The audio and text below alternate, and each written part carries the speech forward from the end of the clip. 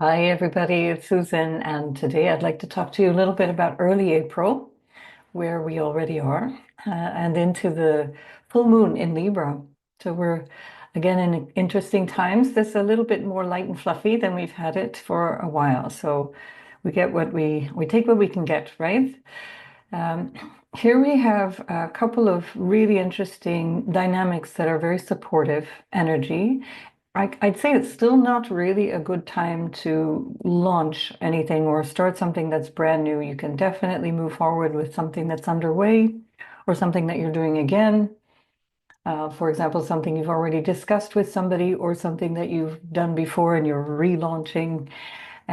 This is a good time for that kind of thing, but it would be a bit of a tricky time for something that's quite new, and including relationships. Not to say that you should necessarily fall in love according to the clock, but definitely if you are falling in love at this time, um, go slowly. See if you can sort of slow it down a little bit and see how things evolve over the weeks and months ahead. Yes, I said months. There we are. But if you're in love, you're not going to be listening to me anyway. Um, so what we find today, so I'm doing this on the 3rd of April, 2025, and what we find today is a really interesting sextile between Saturn and Uranus, and then again a sextile between Uranus and Mars, and of course a trine between Saturn and Mars. And this is actually something that's holding for quite some time. It's just that it's getting to be really, really tight this week in April. But it's a story that's been building for several days and that will continue for several more days. So this is a great dynamic for long-term planning. Now Mars is moving direct. This is the third time that Mars has been here at 24 of Cancer. We're getting to the end, just 2 weeks away from Mars leaving Cancer. So I'm, as a Cancer moon and rising, pretty excited about this. And then, of course, Saturn we've had for 2.5, almost 3 years now. Yeah, 2.5 years for sure. When did it go in? No, no. Oh my God, just over 2 years. Okay, we still got a while to go. But anyway, we haven't had Saturn at these degrees. So this particular configuration we've not had before. And this is also the third pass for Uranus at this 24, almost 25 degree point of Taurus. And it's getting to this, again, the end point of Taurus where it's been since May of 2018. And so it'll be really the next 2 months where we start to feel things really shifting in a big way as Saturn leaves Pisces. And then by the beginning of, or the 7th of July, we get Uranus leaving Taurus. And but already by the 18th of April, we're going to have Mars shifting. So this is a unique moment in time. Most moments are unique in time, but this is particularly striking because we're talking about two outer planets that are slow moving dynamics, and that is again more rare. So these qualities of sextile, trine, squares, whatever they are very rare in terms of the outer planets. So this is a great time to be looking at things in a very new and different way. Uranus brings a lot of inspiration. It can also be quite unsettling, where Saturn wants to make things more stable and settled. Uranus is very unsettling, but currently, at the moment, we also have an unsettling influence in the retrogradation of Mercury and Venus alongside the North Node, or what we can also call Rahu. And this is where Saturn is as well. So although it's not an exact conjunction, Saturn itself is already being disturbed by this energy. So that's why I say don't really engage in something that's unknown to you or very, very new, because there's a whole dynamic here that is uncharted territory, and it's stuff that we aren't really going to be able to rely on in terms of the ongoing conclusion. Things are still being shaken up at this point. Things are still being dealt with in terms of do I, don't I, or is this a good idea or a bad idea? And we can see that collectively as well as individually. So don't rush forward. Um, what's that expression? Only fools rush in where angels fear to tread. So just hang in there for a couple more weeks. till the angels are no longer afraid to tread. And that would be when certainly Venus and Mercury are both moving direct, and perhaps also even beyond the middle of May, where Venus will finally clear the point at which she retrograded from the 16th of May. She'll be out of the range of what's called the shadow of the retrograde cycle.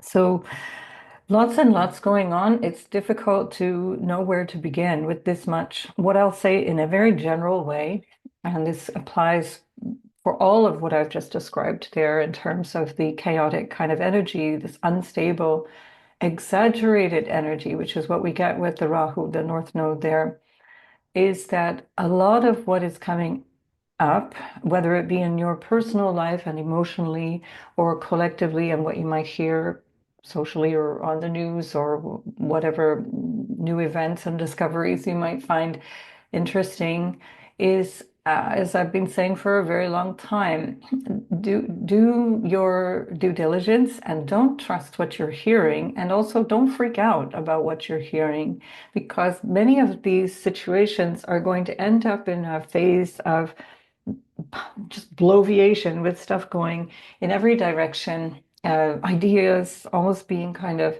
tossed around, even though they cost lives and even though they certainly cost livelihoods.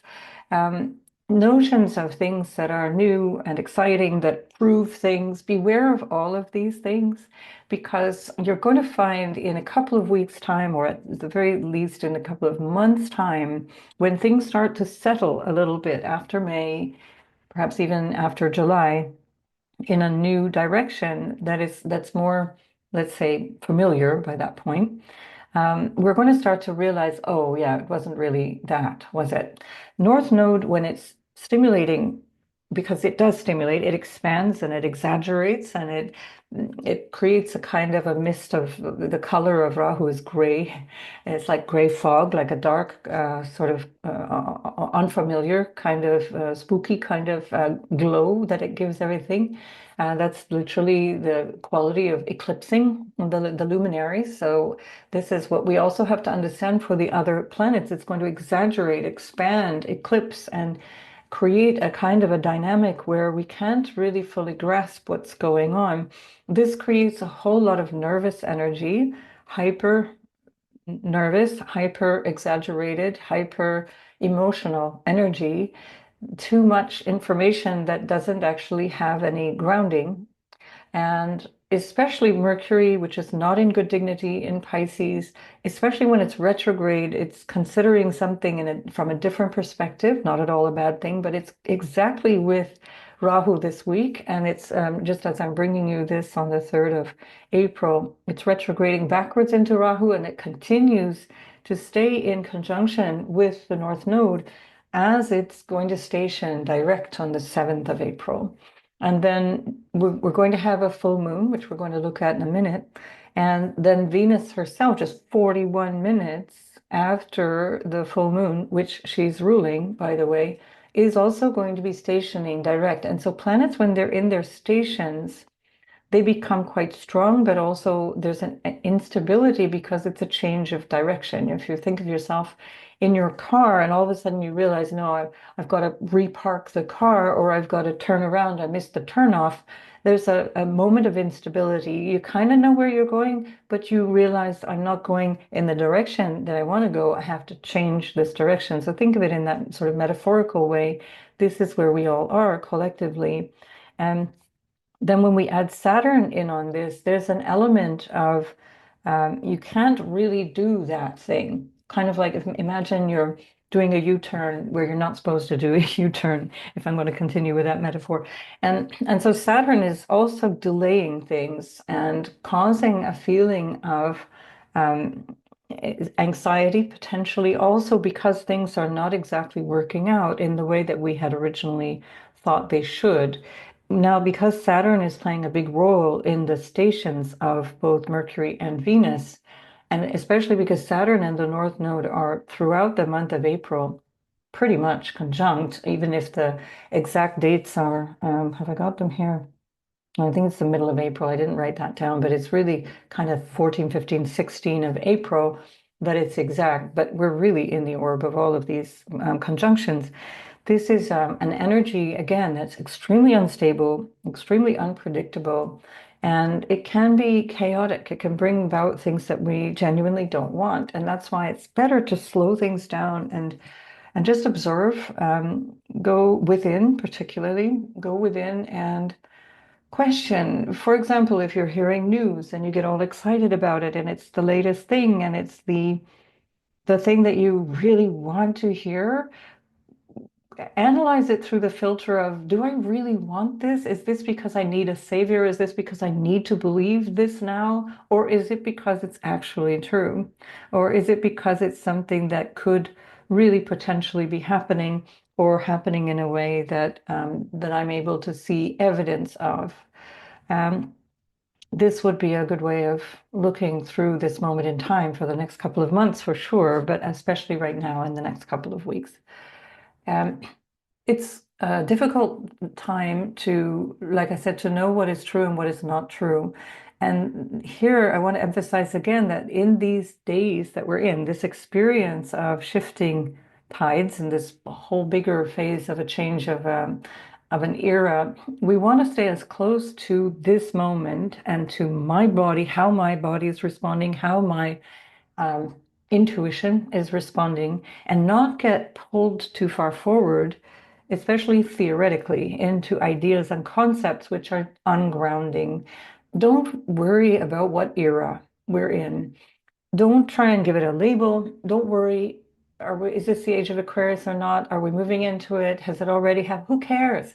It's so vast, so huge. You can't do much with that. So try and come back to this moment, to where you are now, and find something that you can concretely act on. Same thing with whatever the yugas are that we're in. It doesn't really matter. We know, we can just look out around us. So we're in a period of deep instability, and that requires a refinement of our attention, and that has to come closer to what we're actually able to act upon. Wishful thinking, waiting for Santa Claus, waiting for the knight in shining armor is going to cause an enormous amount of upset. But this energy with the North Node can bring all of that, and it can exaggerate all of that. And people can really take advantage of others because they know how gullible and vulnerable people are.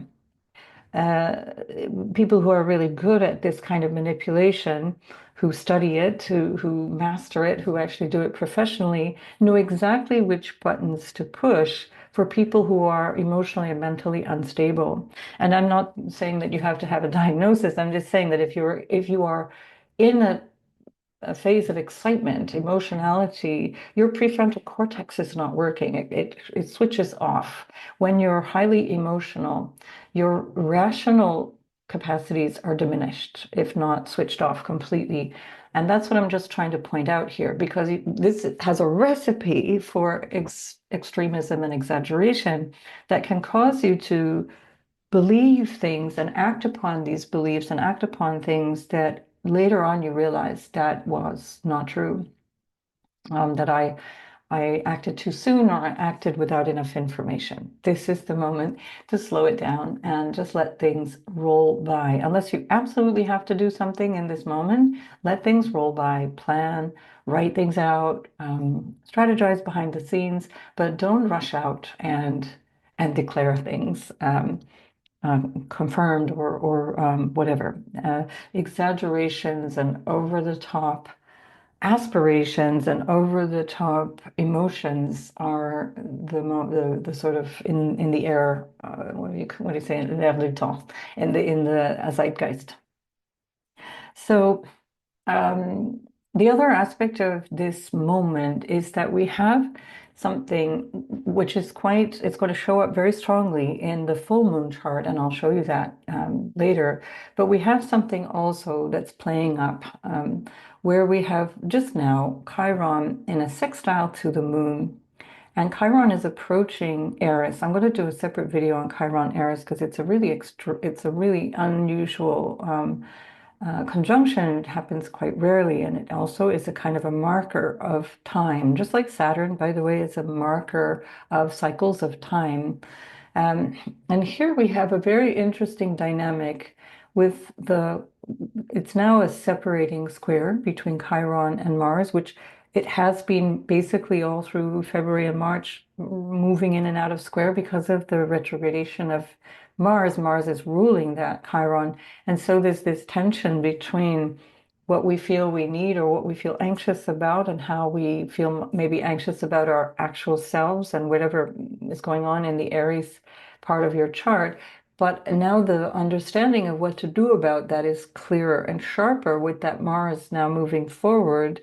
And it also with the trine from Mars to Saturn, where there's a sense of, okay, I can slowly move in this direction. Mars is about our goals and direction. But what's strong in this moment as well is that Mars is moving into an exact square with Eris.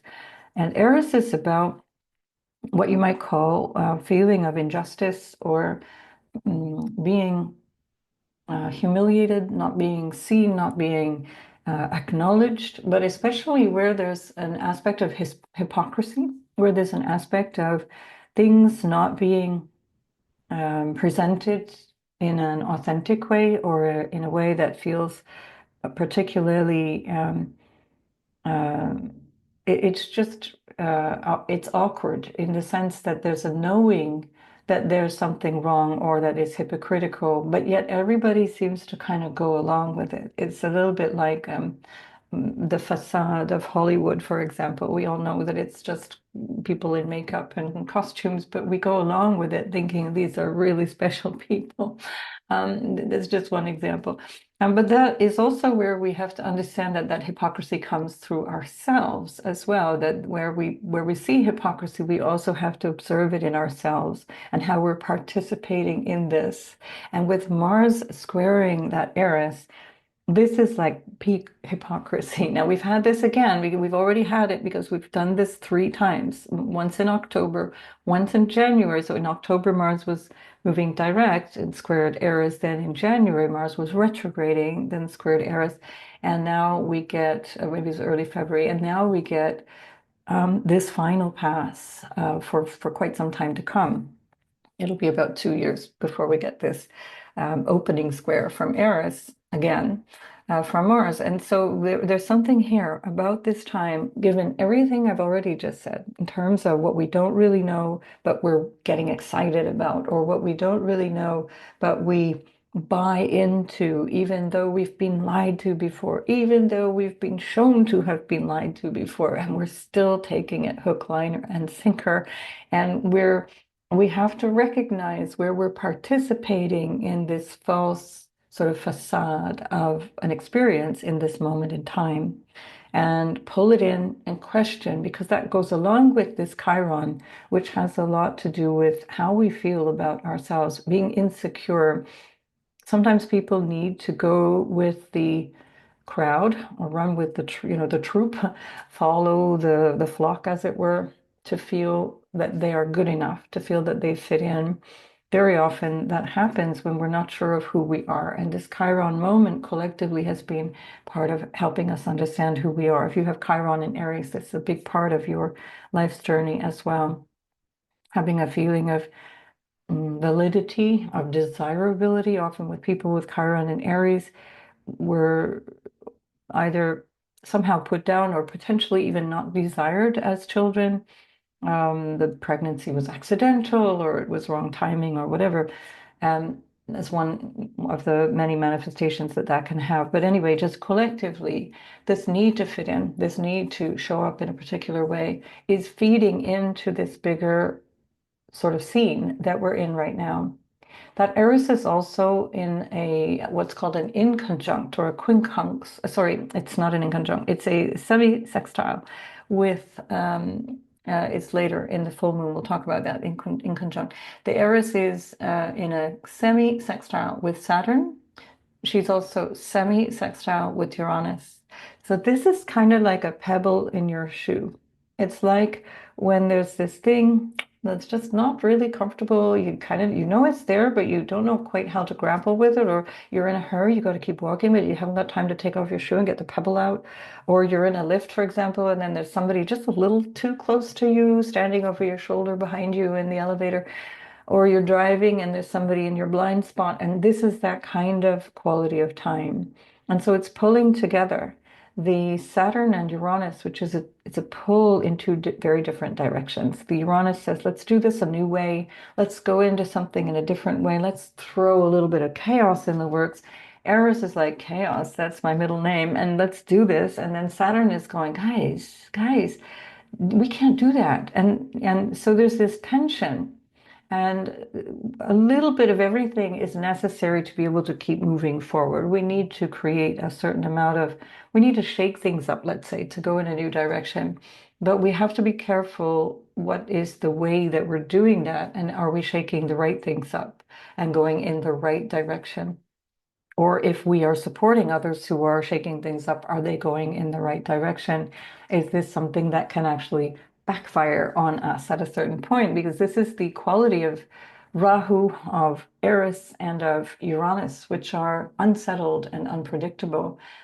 Things can land in all different directions. So when we look at a natal chart, it's much easier, for example, to, and this is, by the way, this is who I am. I always forget to introduce myself. So I do my preferred way of working is to actually meet people one-on-one, and I do individual readings, and I like to see that natal chart because I can tell you specifically what's going on. And when we do these kinds of general readings, I have to really flatten out the understanding of what this could mean potentially for all of us collectively. And then when we go sign by sign, how that might fit in individually. But anyway, just to say, this is what I prefer to do, because then we can see really how will this affect you and what does your chart already say? Because this is the other thing. Way too often in astrology or anything else, I hear this kind of, again, this wishful thinking. It's like you just have to wish it, you just have to want it, you just have to close your eyes and feel it, and you will get married, you will have babies, you will have millions, you will have all the things you desire. And the truth is, that's not how life pans out. Now, this is where a lot of you will switch off because you don't like to hear that, but I will not be blowing that up your wazoo. I want you to understand that your lifetime is unique to your experience in time, and it's not a wish list that you get to decide in advance. I like this, I want that, I don't want this, I don't want that. That sense of entitlement, that sense of, I'm doing all the right things. I'm a nice person. I think I am. I'm a meditator. I do all those things. Why am I not getting what I want? And that kind of thinking is what we're very susceptible to in this moment. Very important to, this is about growing up. Saturn, this is about maturity. It's about growing up. It's about recognizing that certain things are not for this moment, or they're not for this lifetime. And we just have to also understand that there's a better energy investment, let's say, somewhere else in our lifetime, in our life, in the area of life that the chart promises, that natal promise is in the chart, and your willpower can only take you so far. And this is a moment where if we really push towards something that is based on more magical thinking, the degree to which we blow it up and expand things into magical thinking is the degree to which we'll be devastated or disappointed or let down when that doesn't pan out the way that we want it to. So again, I'm not suggesting we shouldn't think in a positive frame of mind and we shouldn't go forward with the best of intentions, but we're not really in control. I don't know if you've noticed that. We don't really have the amount of willpower that the human mind would like to think it does. So this is one of those times where it's a very good idea to really become more grounded, come closer in, become more aware of yourself, your breathing, your emotional nature, and recognize where you're operating from a place of emotionality, and that's not going to bring you or anybody around you real great results. Right. So as we move forward in time, I just want to point out that Mercury itself is going to be stationing direct on the 7th of April. And that, whoopsie, that direct station, oh, that direct station of Mercury, as I said, is with the North Node, but it's also tightening up the orb of conjunction that's already there throughout the last couple of weeks, or at least the last 10 days or so from that point, from the 7th of April, with Saturn, and of course, continuing with Venus. Venus herself will be stationing, as I mentioned, 41 minutes after the full moon. And I want to come to that.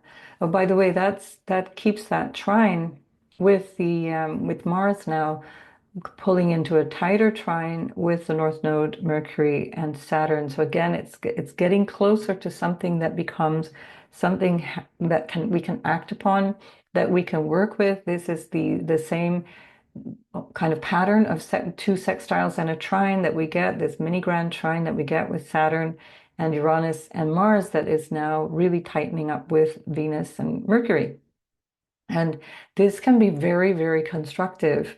And the more that you come through a little bit patiently, right through, let's say, to the middle of April, you'll start to feel that, okay, now I'm really becoming clear what it is that I want. And if we go forward in time, I'm now going to look at the Libra full moon of the 13th of April, which is exactly within 19 arc minutes of Chiron.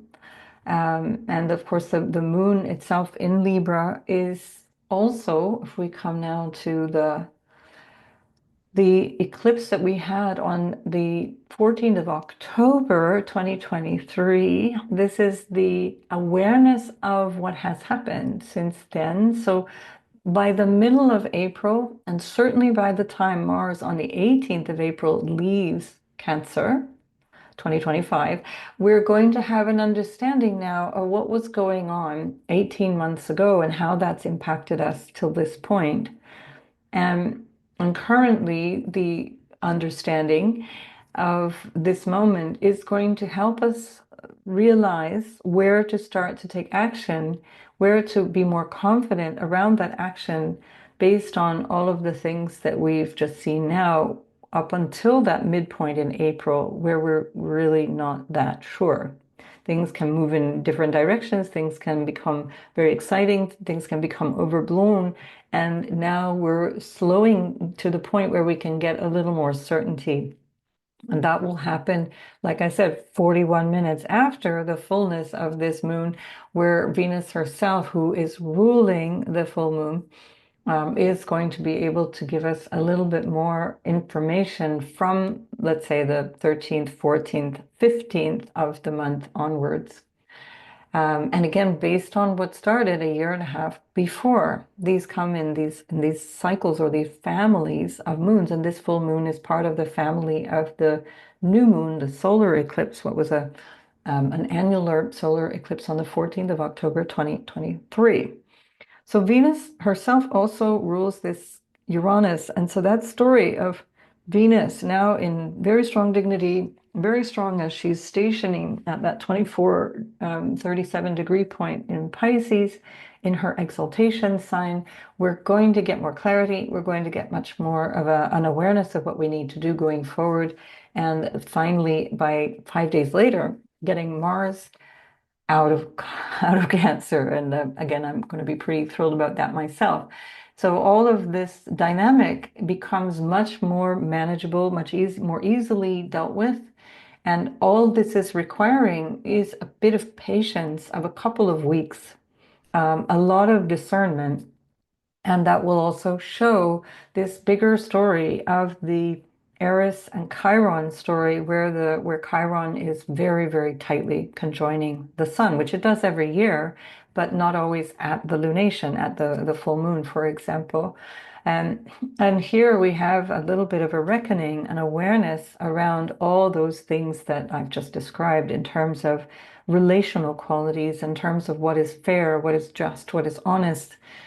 Libra at its best is about integrity, and that's why we get a really strong exaltation of Saturn in Libra, because when we're talking about balance, harmony, fairness, those are Venusian qualities. But when that's done with integrity, that's Saturn, and the integrity is personal. So we can see around us that many people are not acting in integrity, acting out of emotionality, for example. But Libra is considered, a sign that reflects about the consequences for other people.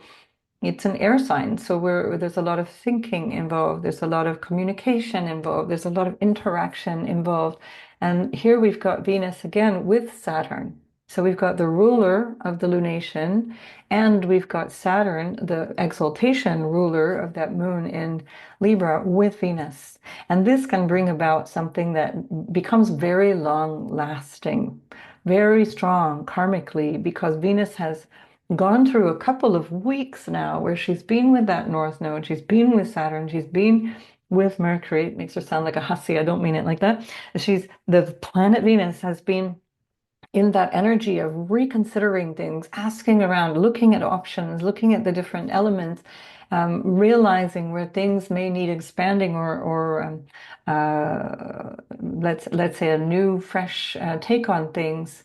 And once she becomes direct, once she goes direct again, and then starts crossing once again over Saturn, once again over the North Node, and then later on moves into Aries from the end of April, the 30th of April, then we're going to really start to feel like, okay, that was worth waiting for, that was worth reflecting on, that was worth reconsidering, that was worth looking at all the potentials. That means within the relationship, in terms of the dynamic of connection with people, in terms of communication around it, in terms of even legality around it, because when Saturn and Rahu are together, there can be issues that can really backfire if you do things that are not in alignment with what is righteous, what is in integrity. That Saturn and North Node can create an enormous amount of difficulties and challenge. It's if in a natal chart, it's one of the most heavy patterns to find in a chart. It does create a lot of obstacles, and those obstacles are there to teach us a lesson of right behavior, right livelihood, right speech, right thinking, etc. So we get to this place by the full moon where we start to realize things, where we start to understand things better.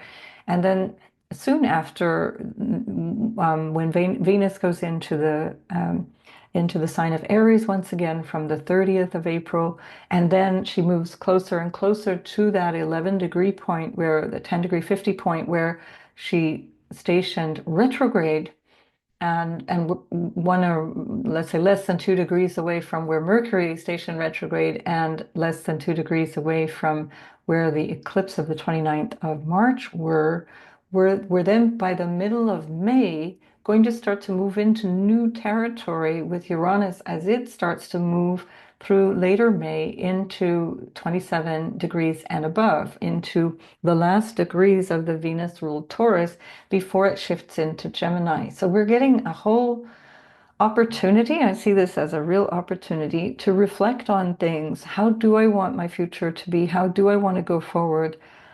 How do I want to reflect intellectually and through communication and through what is fair, just, harmonious, legal, potentially, although that kind of seems to have gone out the window. Certainly during the eclipse cycles of the Aries and Libra axis, we've really seen how the legality, international law in particular, has just been torn up in so many ways. How, for example, NATO as an organization has exposed itself as something that is not what it appears. And we're now going to see this manifesting. We're now going to see the results of this going forward in the next few months. Right, so there's a lot there. What I'd like to do is go sign by sign and then show you in your chart how this can pan out for you. It's difficult to always extrapolate and go away into the general story because things change so much and so many factors change. So world predictions, in a general sense, are very hard at this point. I don't see any real harmony I certainly don't see harmony in terms of the Middle East. And I think it would be really unwise to believe that Venus stationing direct means that she is going to resolve issues diplomatically. The dynamic of the moment is too unstable. And I think we're going to see a new, uh, let's say, a new way forward in terms of a lot of these questions. It would be lovely if things would just settle down and everything would be nice and people would stop throwing their toys out of the sandbox and things, but it's not likely. So we have to also find our own inner strength and our own way to move through these times, which is why I was saying earlier, don't get too excited about big concepts like which era we're in and how everything's going to be better. We're probably not going to be alive by the time that the eras move in this more positive direction. So we have to make do with what we have here and now, and be a source for inspiration, be a source for stability, be a source for something constructive, and avoid the fantastical thinking that actually is just creating more noise. So I'll leave it at that. Let's go sign by sign and see where everybody is at this point. I'm going to go back so we can put Aries on the ascendant. We're going to lose the degree of the full moon, but we'll move back into it. So okay, so we're still talking about the full moon, which is at actually 23 degrees of Aries and Libra. So for Aries, of course, this is you are very much a star of this particular show. And because there's so much going on in terms of tight conjunctions at this time, we also want to understand how all aspects of the chart are lit up by every planet. And every planet has a sign that it rules or house that it is going to be dominating because of that rulership.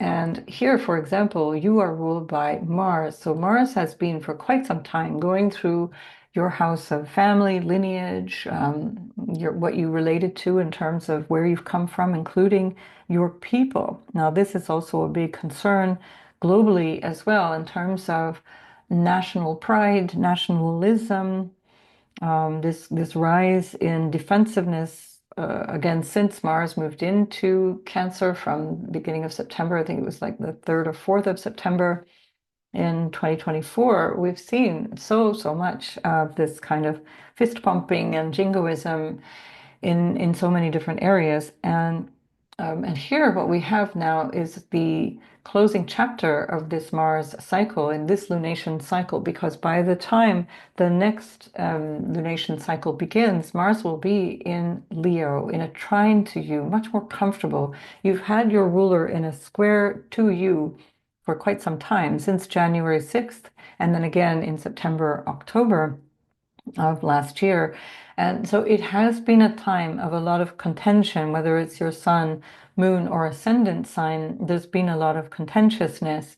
And and that you'll see in the description box how those different planets or as elements play out, because they're all very important. They're very much how you show up in the world in different ways.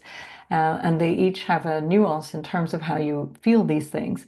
And with Mars in a square and ruling your sign, and now in a very tight square, very intense square with Eris, and in a trine again to the North Node, Mercury, Saturn, and Venus, there's a real strong dynamism around your sense of self and what action to take, which direction to go, how do I move forward.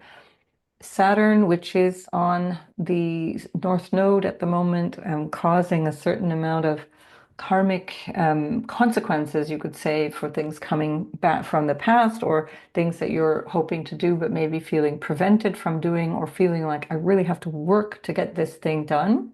Saturn is the ruler of your 10th house, of your career, your vocation, how you show up in society, and your 11th house of your social interactions and casual acquaintances or networks, and also your what you gain from your job, from the gains that you earn from the things that you do in life. Venus is there with Saturn, and Venus rules your second house of your um, income, your valuables, your stuff, your possessions, your values, and your sense of value. And again, that's part of this dynamic cycle of something very new and karmic coming in. That's also being strongly influenced for quite some time now by this Uranus. But most importantly, this Venus with the Saturn conjoined at the North Node is very, very connected to this lunation in your seventh house of relationships.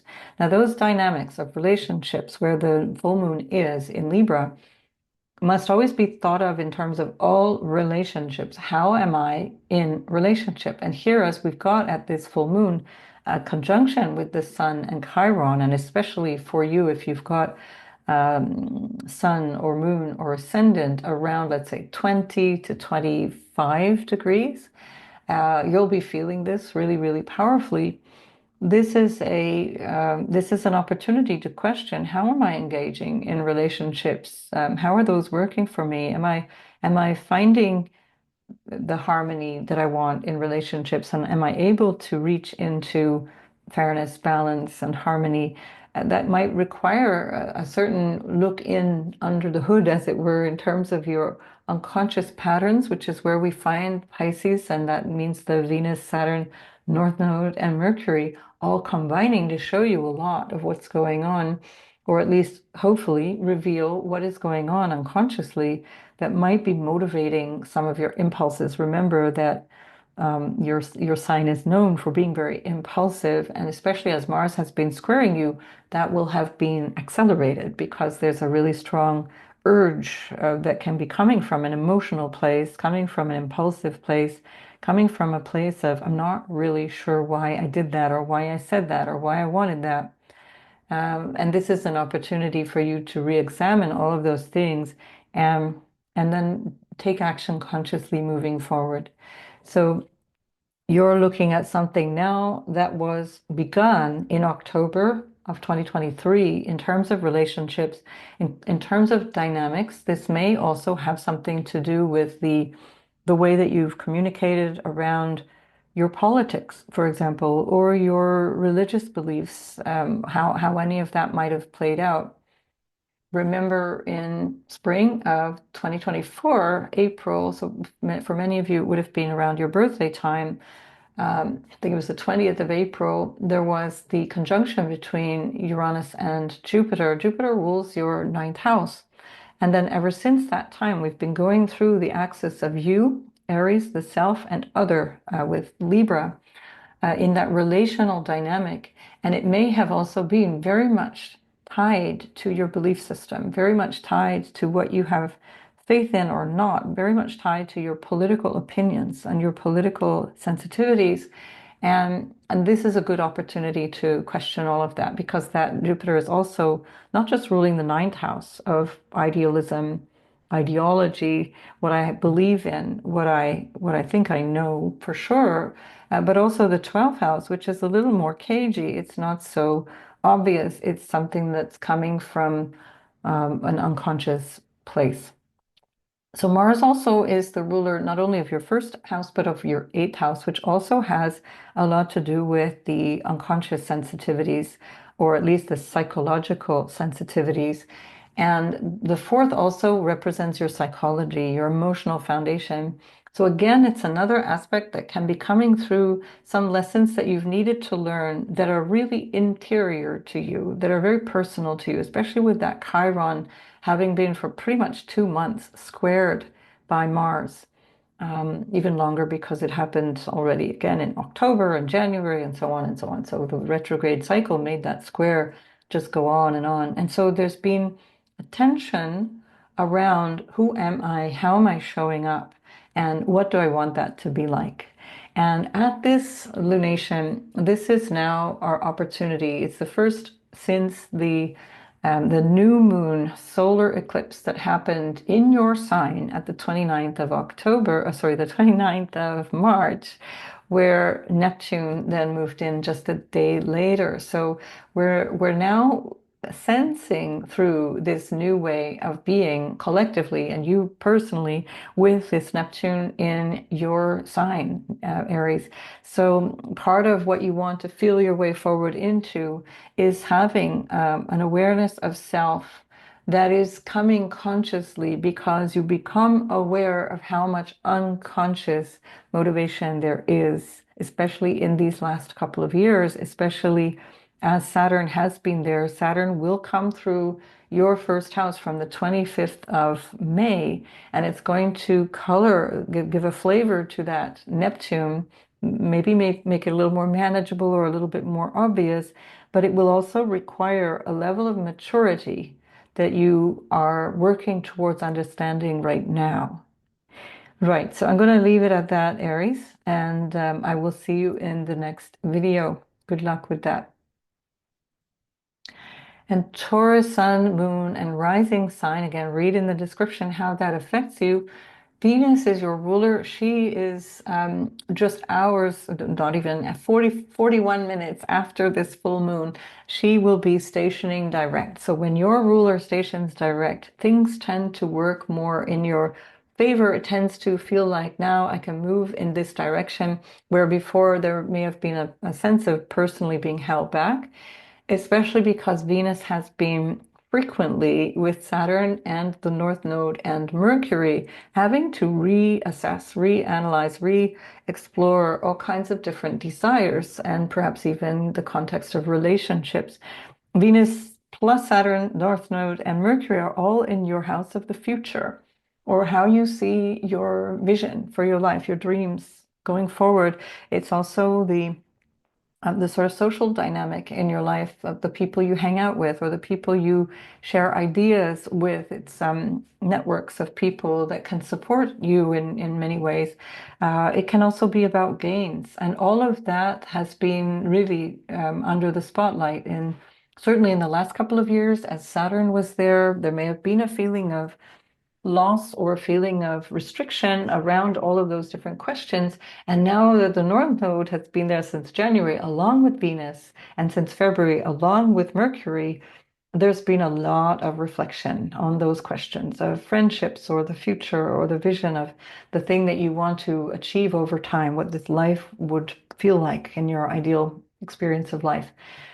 So Saturn also rules your 10th house of your vocation or the way that you show up in the world, of your work. If you're still working actively, it's your career, your reputation, your sense of what you want to achieve.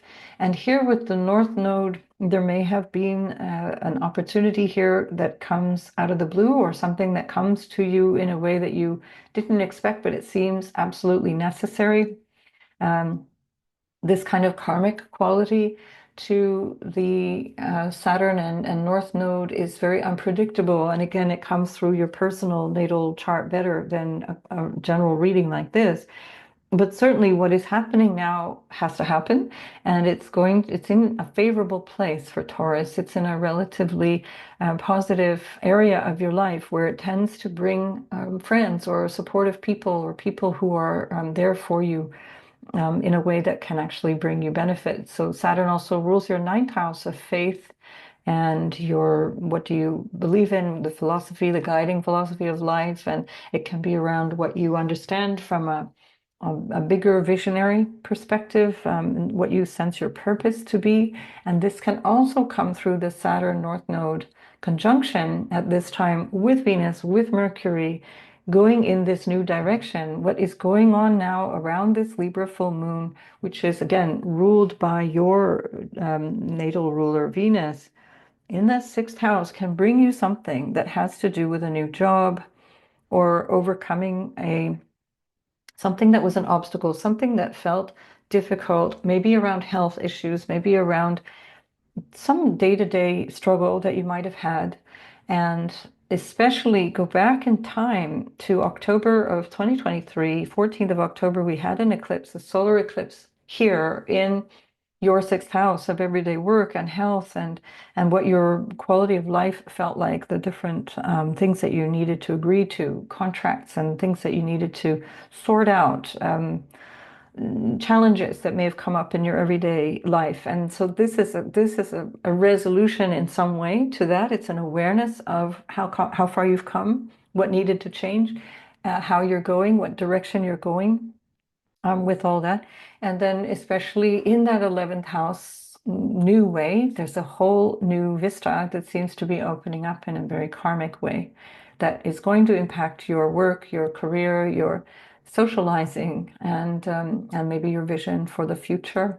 So we now have Neptune it's moved out of that 11th house and it's moved into your 12th house. So this can also be a good time to very consciously work from your let's say, meditative practice or a practice of dream journaling or understanding that there's a whole aspect of you that is driven from the unknown, the spirit realm, or your ancestral realm, or things that are not very, very clear. And that's a new dynamic again, where Saturn will, from the 25th of May, move into that uh, part of your chart as well, make that a little bit more clear. And Saturn is going to be there really for 2.5 years, spread over 3 years from May of 2025. And so it's going to be an opportunity for you to really clear out some doubts or some ideas that may have formed there over the last few years with Chiron going through there as well, where there's been some self-doubt or there's been a sense of perhaps fear around big questions of life, things around death, things around illness, things around, who's there for me, and am I able to really build faith in what I believe in, what I can trust about life itself. Um, Mars has been in your third house of connection with neighbors, with extended family, siblings, your neighborhood in general, your way of communicating, how you express all of that. And Mars is ruling that 12th house area. And Mars also rules your relationships. So it's not been very comfortable. It's not been very easy since last September, certainly September, October, and then again from January through now till the middle of April. Mars has been in your third house. And that's, although it's a sextile to you, so helpful, very supportive, it's not a comfortable place for Mars. And so you may have also felt that there's been a lot of emotionality, a lot of what might feel like testiness or sacrifice or worry around people in those different roles, extended family, and again, your siblings and your sort of coffee buddies and so on. This dynamic with Mars there may have caused you a bit of anxiety, especially with the Chiron in the 12th, and especially with the retrogradation cycle and the eclipse that were in the 12th as well. So basically, since February, all that activity from February till now in your 12th house. So notice that, take good care of your health with the moon in the 6th house, showing you what is now in your realization, what needs to change, and to recognize how to take care of yourself as needed if there has been a lot of concern and worry and so on. You're going to have an easier time of it when Jupiter moves into that place. We'll talk about these things separately as well, but when Jupiter moves in from the 9th of June into your third house, that's when you're going to have a very more positive interaction with people, more positive frame of mind, a more positive sense of your emotions, less contentious, less nerve-wracking. And this is for a longer term because Jupiter will be there for over a year, far more pleasant than Mars. And then Mars will, between the middle of April and the middle of June, will move through your fourth house. So that can stir things up, but it won't be as long lasting. So you'll find that it can be dynamic, it can be very supportive in terms of making changes around home, bringing you to a place of understanding in terms of your internal or let's say emotional or psychological foundation and what you need to feel secure. Mars again rules your house of relationship. And so that part of that understanding is going to contribute to how you are in relationships of all kinds, how you're dealing with people in your life. Some of this will come from other people. The qualities of what you're dealing with are coming from other people, but always remember that other people are the mirror to us. And so it's not random that you're dealing with certain things. Um, I think that's it for you, Libra. Yeah, the Jupiter has been ruling your 11th house. Of course, it always does. It's been ruling that North Node, which is currently really, really strong with Mercury, Saturn, and Venus all piling in together. So there's the things that are going on in the house of values, where Jupiter is also going to help you understand all the choices that need to be made or the opportunities that could be offered to you in the 11th house. So your values, your own sense of self-worth and value will make a huge difference to how the things pan out in terms of the future and how these things are going to move forward. And again, come back to the sixth house area of life, your health, your everyday life, your habits, the way that you do your work, the way you live every day with integrity or not. And that will show you part of this dynamic as well, that Jupiter is offering you this new opportunity for. So financially, it can be extremely powerful, very beneficial, but it can also come in a way that's unexpected, that's not necessarily planned for, as Uranus is still in your first house, really up until next April in 2026. You're still going to have that back and forth of Uranus. You're not done changing, you're not done transforming yourself. So this could be a really good way of testing out a new idea for where you want to go forward, who you want to be going forward, and what you know right now that you need to change based on the last couple of years. So good luck with that, Taurus. I'll see you in the next video. And Gemini, we have this extraordinary full moon happening in your fifth house that's trinal to you. That's always very nice because it enhances something about yourself. It brings chance and opportunity, good fortune, good luck. And that's an opportunity that you really want to pay attention to because your ruler is in the 10th house and it's now direct after a period of retrogradation over the last 3 weeks, or at this point, almost 4 weeks. And your ruler is also with the North Node, as well as Saturn and Venus in your 10th house of career and your reputation and how you show up. So the fifth house represents your self-expression. It's ruled by this Venus in your 10th. And she's again with your ruler, so that's a very important aspect of this dynamic of this full moon in your house of how you show up, how you express yourself, how you bring out your creativity, how you create in the literal sense about babies, children, and how you deal with those things, and also just the opportunities that you might seize, the the desire to take a risk, for example. We've got Mars also in the second house, where the issue of money will have been a very big one for you, issues of family, issues of what supports you. There may have been a need to really work hard to deal with money stuff at this time.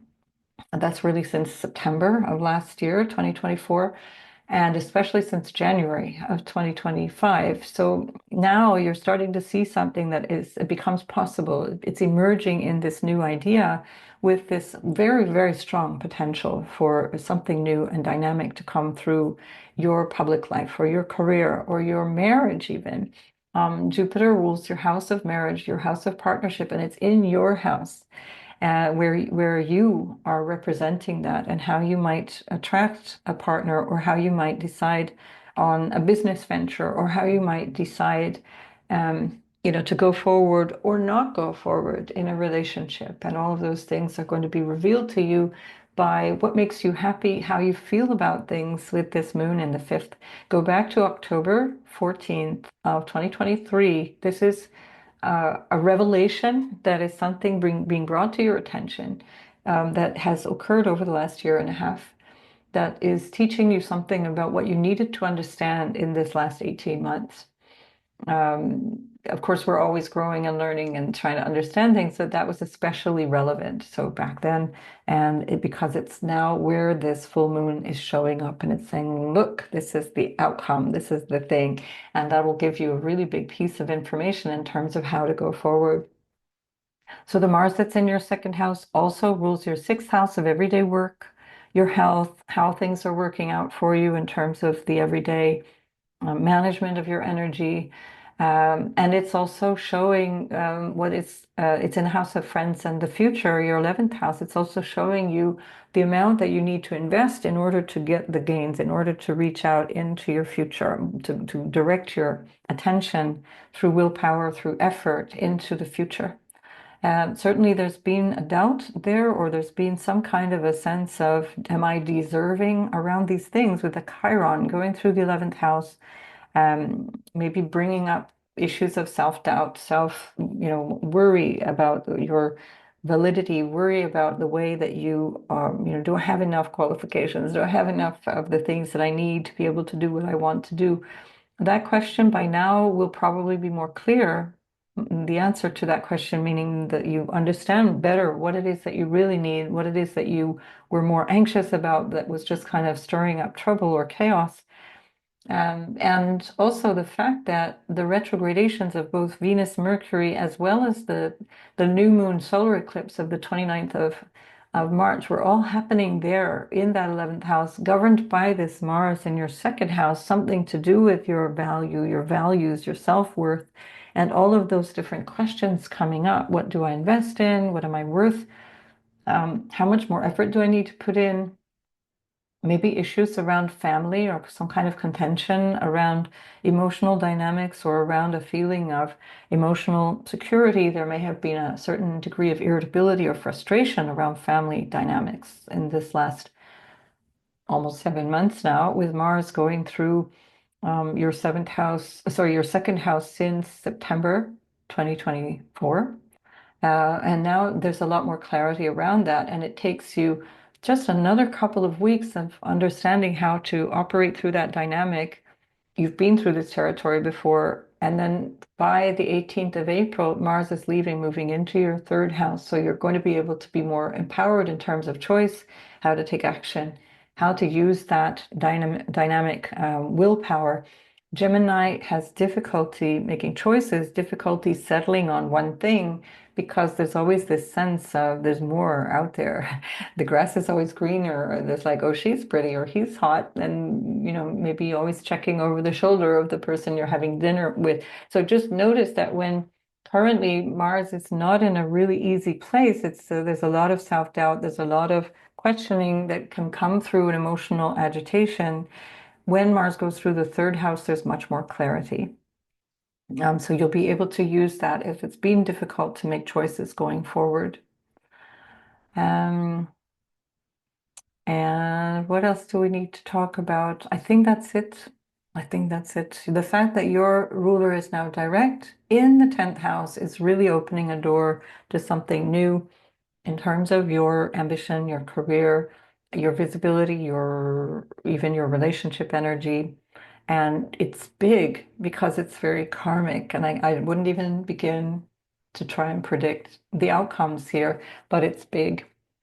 And this is definitely an opportune moment going forward from the second half of April to really seize these opportunities that have laid themselves out there. You may not see the results for a few months to come, or even only in hindsight much later, but it all starts now. It's all go. When things like this are happening at the top of the chart, it's really fantastic opportunities and very prominent, very life-changing things that will affect so many different parts of your life, because we're looking at this very strong 10th house for you, very strong angular house ruled by Jupiter in your first house, Gemini. So this is a great opportunity. Live through that sense of what makes me happy. What do I allow myself to create? How am I bringing that creation also into this 10th house dynamic? Perhaps even earning a living from it with that Mars in the second, seeing how I can test my earnings and how I earn my money by doing the things that I love. This can very much be about that. All right, I'd need to see your natal chart to see more than that, Gemini, but make the most of this. All right, Cancer. We're nearly there, Cancer. My God, we got to get this Mars out of our first house. I don't know about you, but my God, do I ever really want to see the back of Mars? So we have this lunation happening in the fourth house of home. It's about our roots, our family of origin, our family that we created as well. our aspect of feeling settled, feeling in a happy place in terms of feeling more grounded, being in a place where we can grow from. Let's say this is the moon showing itself in the fourth house. Is that true for you? How much do you feel that you're in a place that you really like and that you want to develop and grow into, especially from this point on, from the early part of April and in the weeks ahead? If you've had difficulties around home and family, or feeling of just emotional upset or unsettled emotions, or a feeling of just uncertainty that made it difficult to plan, this is going to start to feel more sure that the ruler of this lunation is Venus in the ninth house, a very fortunate house, very lucky. Your luck is coming through this very karmic connection between Mercury, the North Node, Saturn, and Venus, and the moon, which is your ruler in the fourth house, ruled by that Venus, is something that is showing up in a way that can bring you really good results. It's angular. It's four houses from you. You have Mars in an angular house in your sign, ruling your 10th house of career. So there's something dynamic that you're also moving towards, because this is the other place that all this action has happened over the last couple of months of the retrograde Venus, Mercury, and the eclipse, the solar eclipse at the roughly 9-degree point of Aries on the 29th of um, 29th of March. My God, I'm getting confused myself. And that was the day before Neptune moved into your 10th house. So there's you, much like Gemini, Cancer is very out there. There's a lot happening that is very progressive. It's out there. It's about your exposure to the public or your career ambitions, or something to do with the vision that you have for why you're here and your sense of purpose. And this karmic moment can also show you where now this is it. You're going to be shown in some way. This is where you need to put your attention. That ninth house dynamic with Saturn, North Node, Venus, Mercury is quite significant. All of them together at this time, over these weeks, at the time of this full moon, go to the 14th of October of 2023, 18 months before this point, because that was where there was a new moon in your fourth house, changing the dynamic around where you lived. For example, in my case, I decided to settle in Spain, not all year round, but for the winters. At least this is the thing that's really working for me right now. That was something, and this is something now I'm seeing in a bigger picture. I'm seeing now the results of that. You might have a similar story. That whole dynamic of October 2023, but especially the new moon in Libra around the 14th, plays a big role. That was literally the day I moved into this little house that I'm staying in. And so this is something that is highlighted. It's something that's showing up for Cancer in a way that brings a new sense of, where do I live? How do I feel about that? What makes me happy and secure? What brings me a sense of satisfaction or peace in my life? These are dynamics that are quite game changing for Cancer, because it's in the angular houses.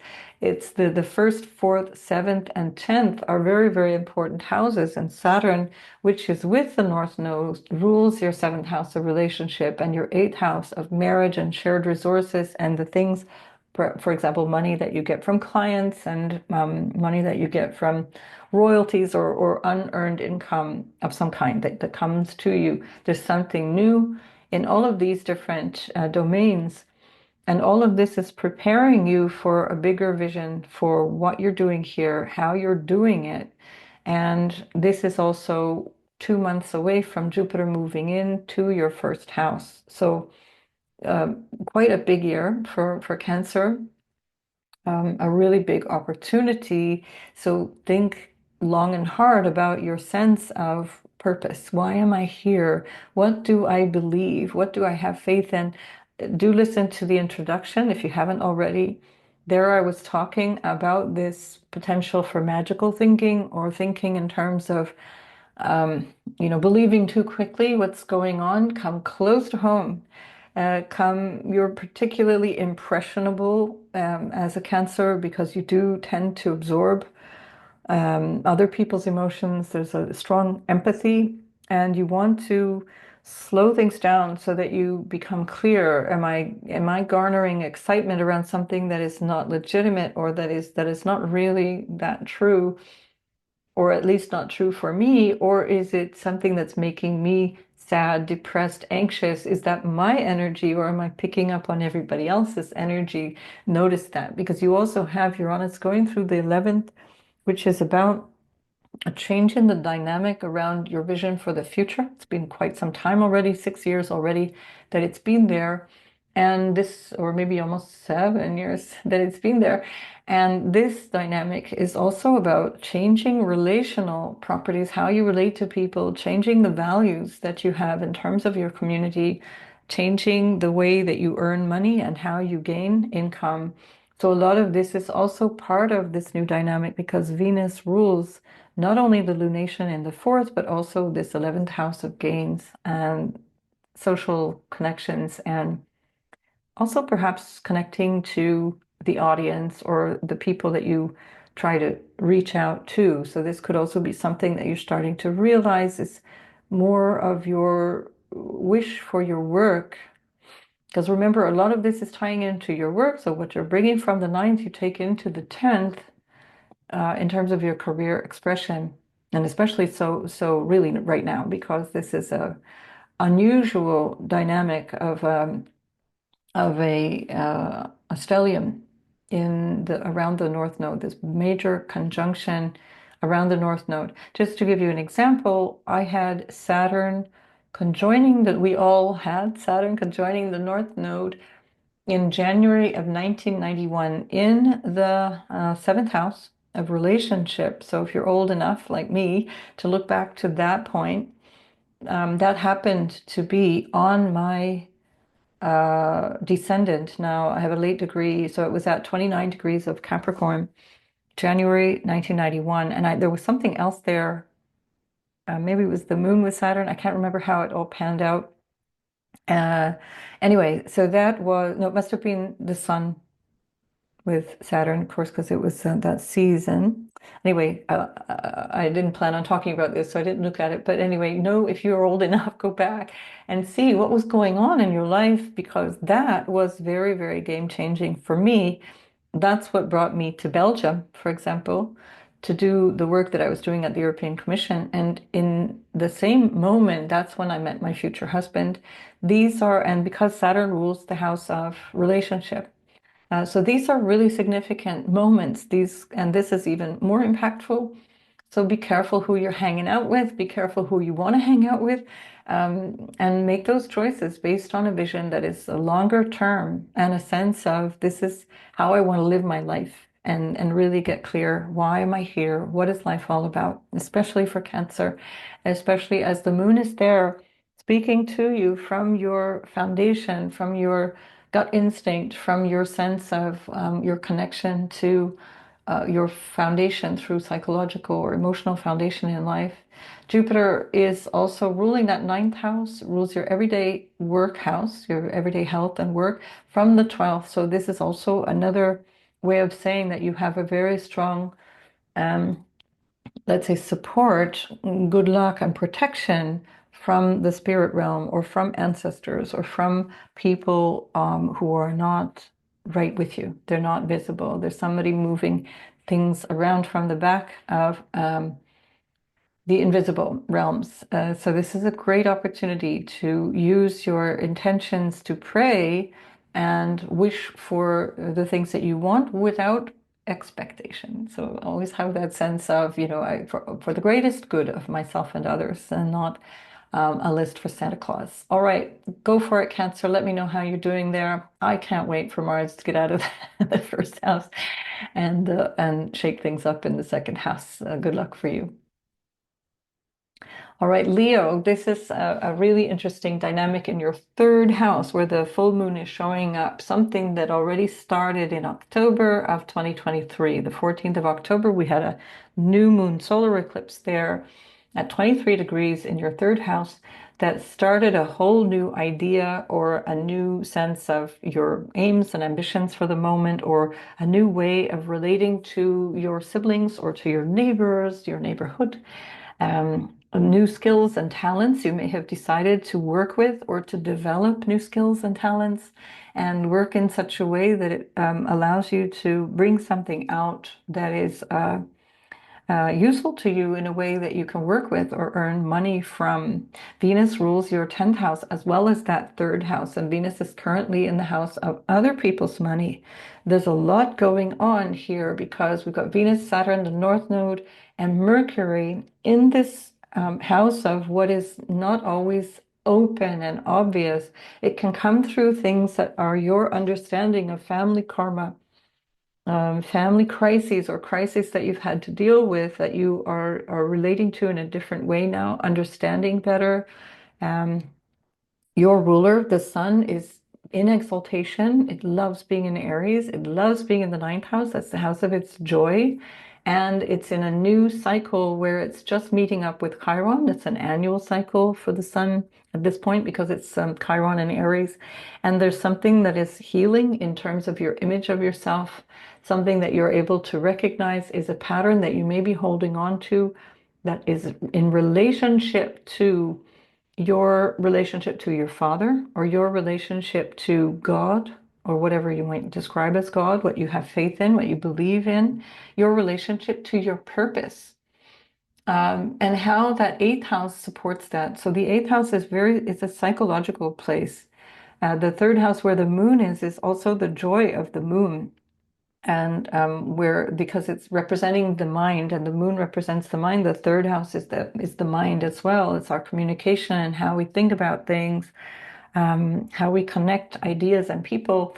And the moon it's in its joy there because the moon is all about that connection and connection through speech and communicating with people through the emotional connection possibly as well, but also the notion of fluctuation. And so here there's something that you become aware of. How do I want to change this going forward? What do I need to say, or what did I already understand? What did I already absorb or understand over the last year and a half since the October 2023 eclipse?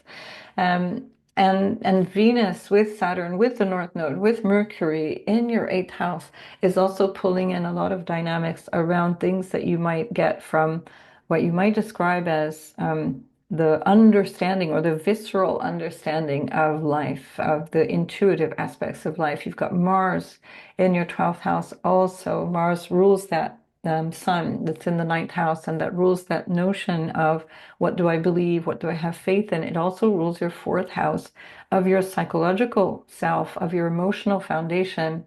And there may be something here that you're understanding quite deeply, profoundly, spiritually, viscerally, that has come to your awareness now that you're able to talk about, you're able to relate to, you're able to deal with.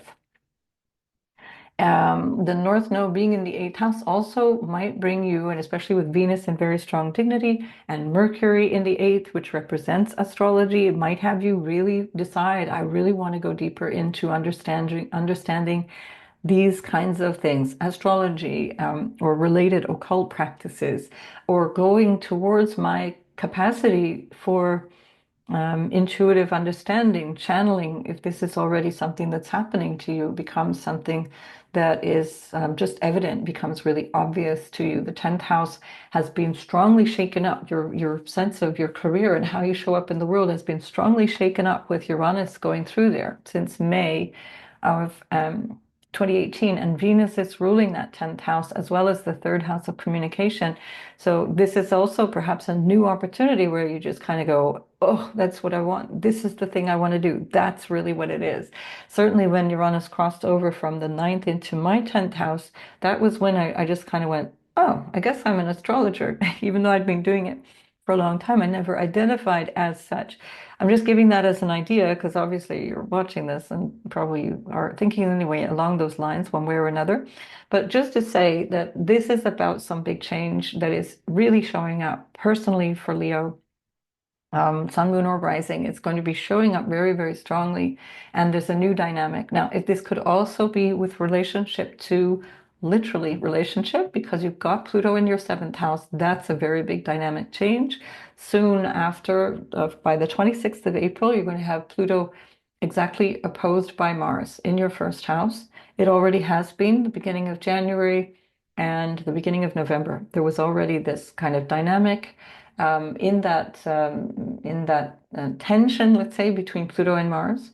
Although only January and now are in your sign and the opposite Aquarius, but that can also show you where there's a clarity of what to do in relationship. And this North Node with Venus, with Saturn, with Mercury in your eighth house of marriage, and how you share things with other people, how you share intimate, emotional, or psychological things with people, as well as money and stuff, how you get support from people. This is also very, very much at play for Leo. That clarity will be in one direction or another. Trust it. Don't linger if it's very, very clear, because also Uranus in the 10th really shows strongly a change in social status, married, not married, etc. So if this has been lingering for years, because you're a fixed sign, you don't really make change very quickly. Often you kind of hang on to things way too long. If this is part of the dynamic, then really trust it. Trust and let go. Especially trust your sense of higher purpose and a vision for yourself that is better than what you have right now. Jupiter's in the 11th. You have a lot of support from friends, a lot of support from sort of people in high places, people that are well placed, including potentially clients or an audience or some kind of a sense of, community that you might, if you're deciding you want to launch yourself in a way of teaching or explaining or podcasting or vlogging, does anybody use that word anymore? I don't know. This kind of thing, videos, YouTube, and all that stuff. This could be the opportunity, and the clarity will be there. The clarity will be quite strong. So good luck with this, Leo. It's a really wonderful opportunity for big change. And sometimes you really do need to kick up the backside to make those changes. And I'd say this is it. All right, so we have now Virgo on the ascendant. That's for Virgo sun, moon, and rising. And here we have this in the second house of your value. So the lunation, that is a reflection, or let's say an awareness of the thing that happened in October, on the 14th of October, 2023, when we had a solar eclipse there at 23 degrees in the same degree of this lunation. And this is something about your shared resources. It's about money or your value and how you connect with another person, either that they're supporting you or not, or that there's some kind of a dynamic around income, how you earn money, how you need to earn money. There may have been a recognition around a need for more income, or how you were able to start, for example, a job or start a new project. In the meantime, you've had Jupiter in your 10th house, so I'd say this is working pretty well for many of you, because that's an expansion of potential in terms of career, in terms of what's available to you, even in terms of your social status, like a relational status. And you've got this very new karmic thing going on with Mercury, your ruler, now direct, thankfully, in your seventh house of relationship with the North Node, with Saturn, and with Venus, who is, by the way, direct at the time of this lunation within 41 minutes afterwards. So all of this is going to bring you something extraordinary in the quality of relationship. Mercury rules your 10th house as well as your house of self. So something to do with contractual or other connections that might be about a marriage, about a long-term partnership, about a business relationship, about some kind of dynamic with issues that are going to take you forward in relationship. As I mentioned earlier, I think it was for Cancer, because I'm a Cancer rising.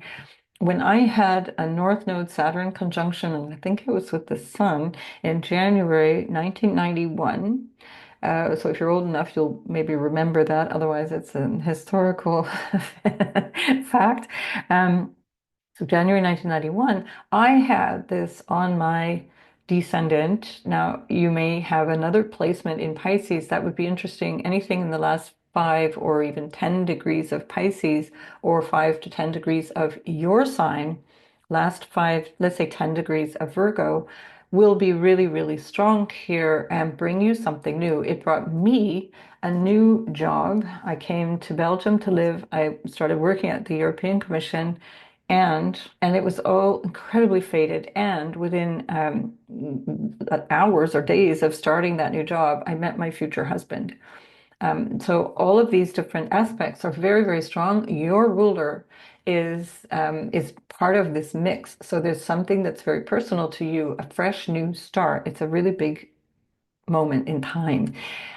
We also have a shift away from Neptune now. This is going to make your relationship energy a little bit more clear. You'll be more clear-minded around how you connect with people. You'll be perhaps more aware of who's in your life and why, and then being much more, have a stronger sense of, clarity of purpose around relationships, for example. Mars is in your 11th house of your friends, your vision for your future, the people you hang out with, social networks, and even political or even professional networks, and your gains that you might earn from what you're doing. Mars hasn't been very easy there. It can be very frustrating in that dynamic.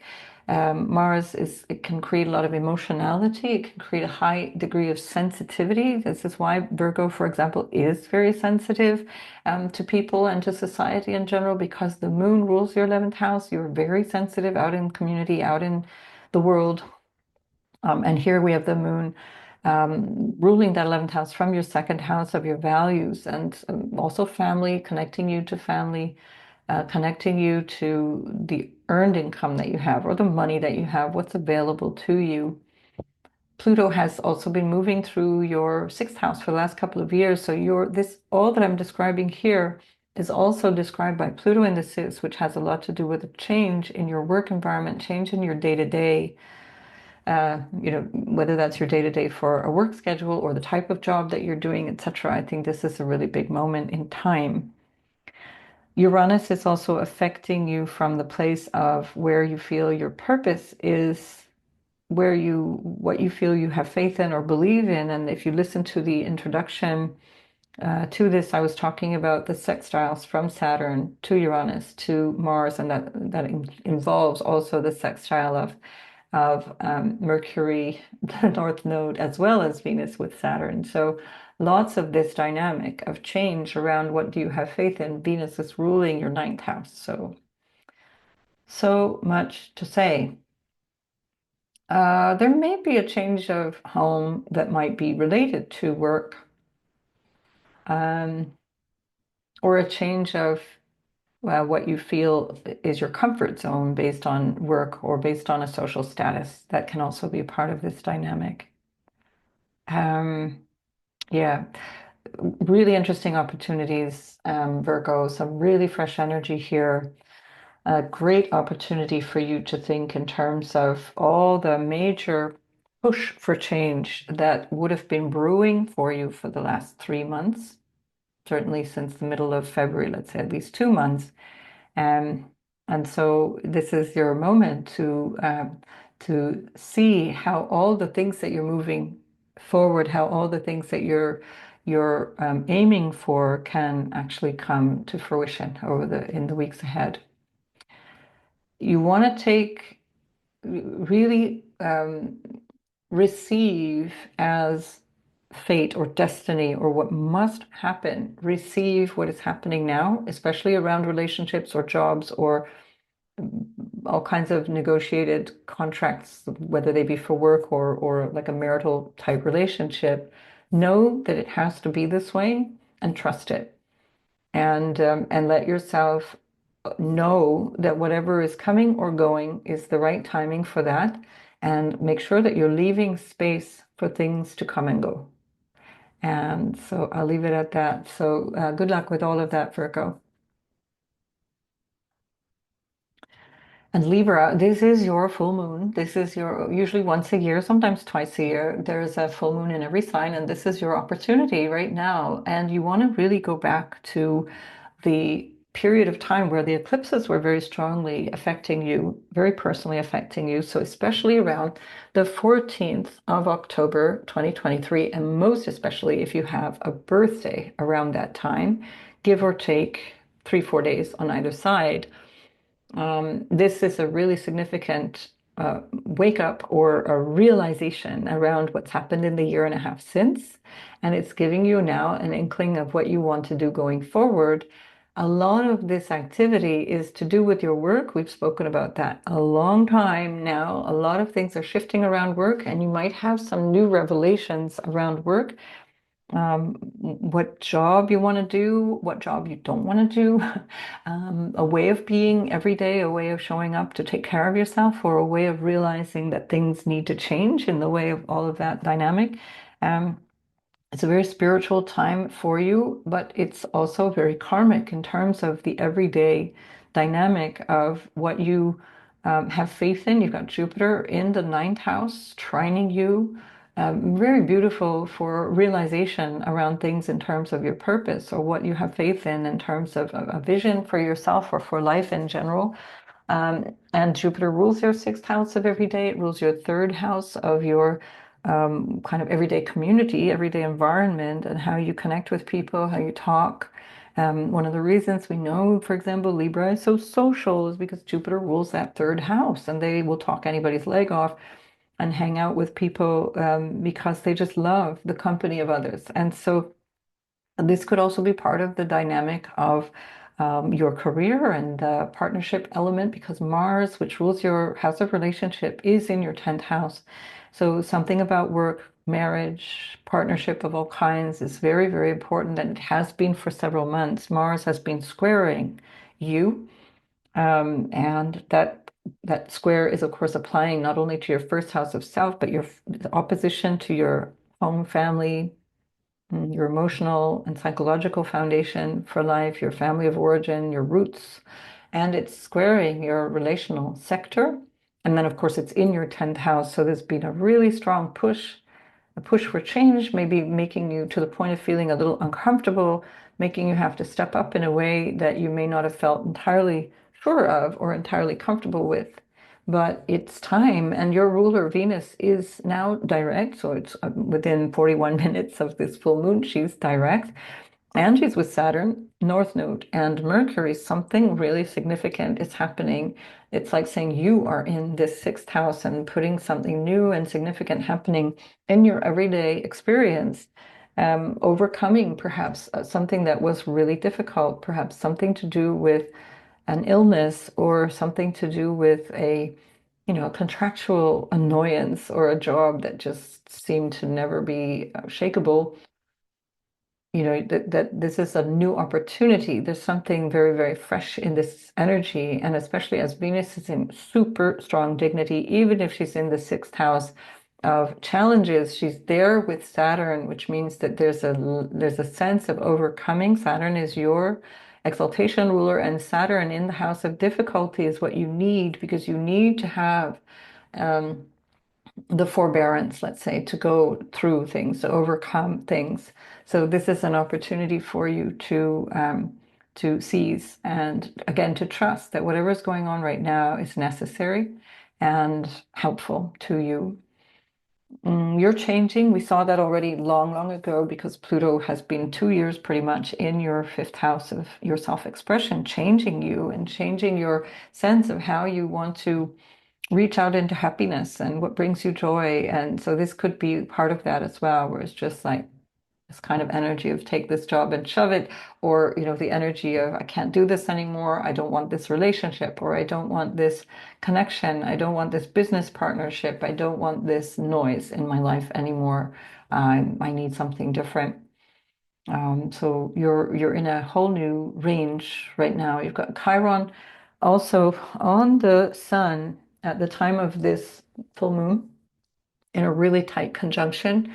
And that also is creating a really strong energy of healing dynamics in relationships, healing your sense of self in relationships, or healing what you want out of relationships, realizing where there may have been a pattern of holding yourself back quite a lot in terms of the dynamics of relationship at your own cost. So this would be an opportunity to see what you need as the moon itself is in your first house and recognizing how things have been shaping up for you based on previous actions that you've undertaken. So make the most of this, Libra. It's a really great opportunity for freshening things up.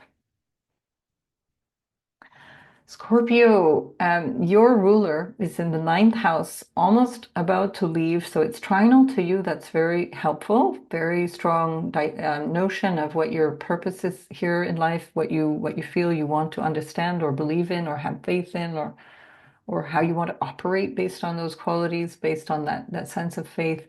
And that's affecting your everyday life. So it's affecting potentially even your health. We have a conjunction between Chiron and the Sun in your sixth house that is ruled by that Mars, which is your ruler. And that's something that maybe you're recognizing what you need for healing or how you have healed or what you want to also resolve in terms of insecurities around your everyday work or about things that you may have struggled with and felt like you had no choice but to struggle with, where the moon itself, which is the lunation, the full moon in this chart, is in the 12th house. And that respect, we also have your ruler in the ninth, both of which relate to faraway lands. They relate to things that are bigger than the everyday, let's say. They can also be spiritual placements. They can be placements of things that we don't necessarily see, especially the 12th house. It's what we know is there. We have the sense that things are there. And Venus is in your fifth house of finding happiness, finding new creative impulses, and she is in exaltation in your fifth house in Pisces with Saturn, the North Node, and Mercury, and she rules this moon in your 12th house. So she also rules your house of relationship. There's something very big here for Scorpio that can come through a kind of a deep burning desire that Venus and all of this karmic energy is trinal to you. There's something it's a fortunate placement. Your ruler is in the trinal house. That's very lucky. Even if Mars is not in great dignity, Mars does quite well in the ninth house because it's bringing a sense of conviction around what I believe, what I have faith in. With Mars in Cancer, there can be a sense of needing to protect or defend my people, my beliefs, my family, my kids, for example. We've got all this happening in the house of children. This might be a dynamic around your children that's quite new, some new engagement, new thing coming up that might be in their lives that's affecting you very prominently. And also it can lead to something that is going from the mystical side of your life or the spiritual side of your life and into a more practical realization, into something that you can actually integrate. It might be geographically something at a distance as well. So it can be places or people at a distance. And that also can be a part of this dynamic where you're realizing something of a relational dynamic. And that would be something that became very fresh or new or was stimulated in October of 2023, 14th of October 2023, 18 months ago. There was this annular solar eclipse in your 12th house at 23 degrees. So at the degree of this lunation, where we find Chiron now.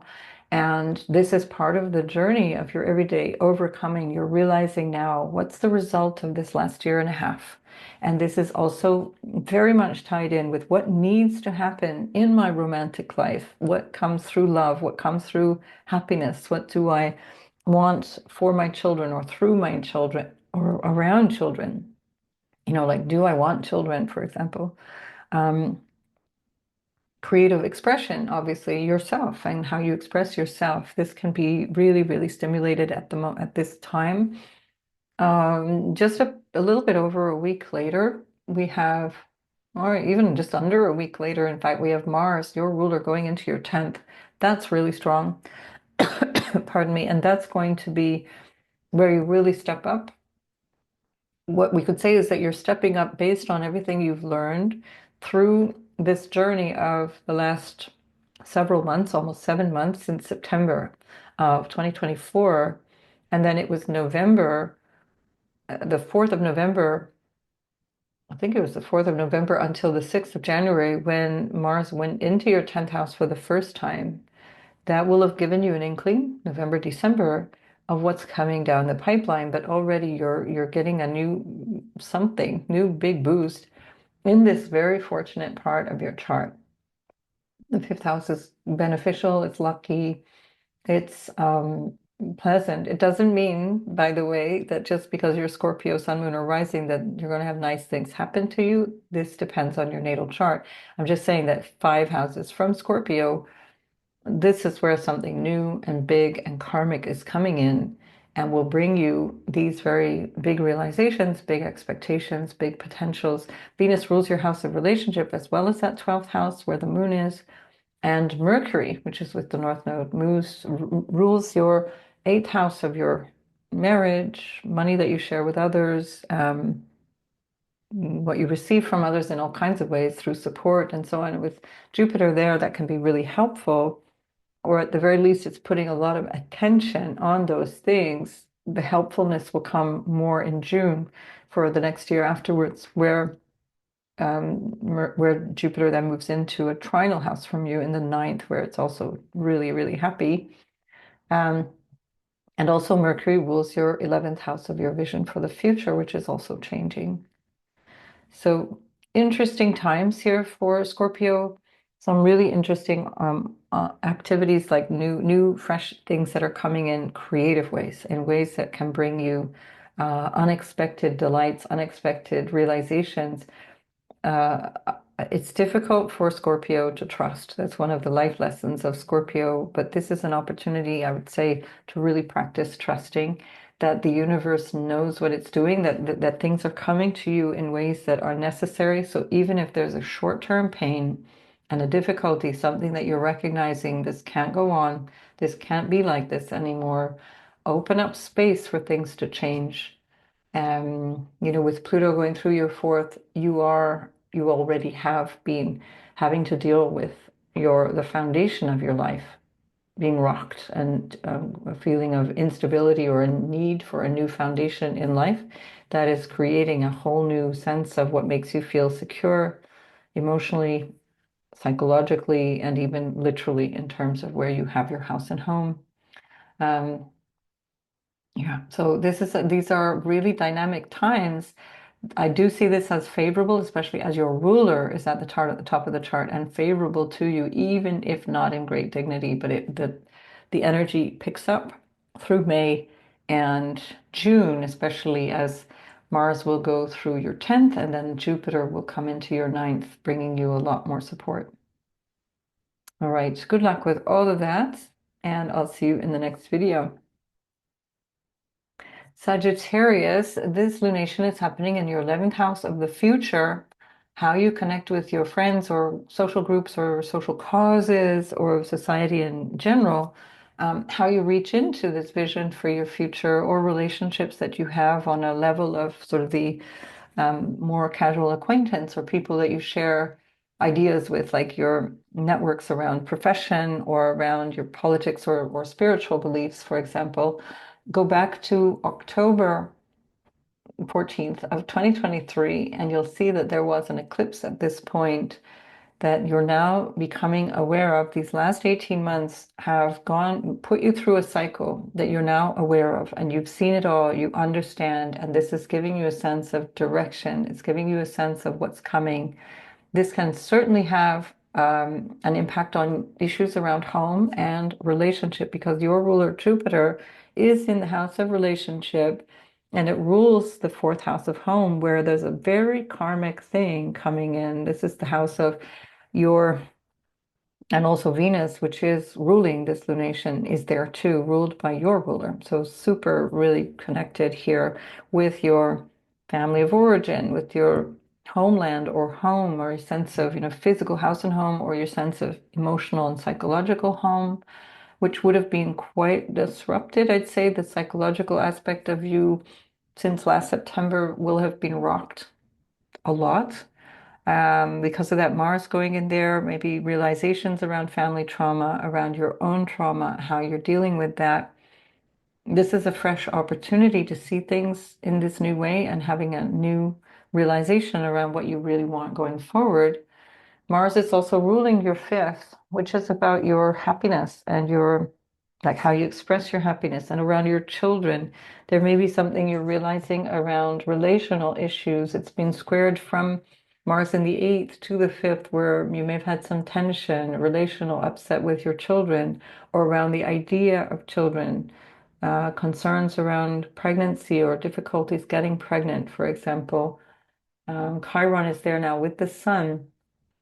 And so that's also another aspect of healing this dynamic around what makes you happy, perhaps also around children or what their experience has been, or your experience with them, and then also potentially around um, your sense of feeling comfortable reaching out into yourself, expressing yourself with that Chiron there. There's something new and different coming in that is now in your awareness based on how you see yourself in connection with others, in connection with society.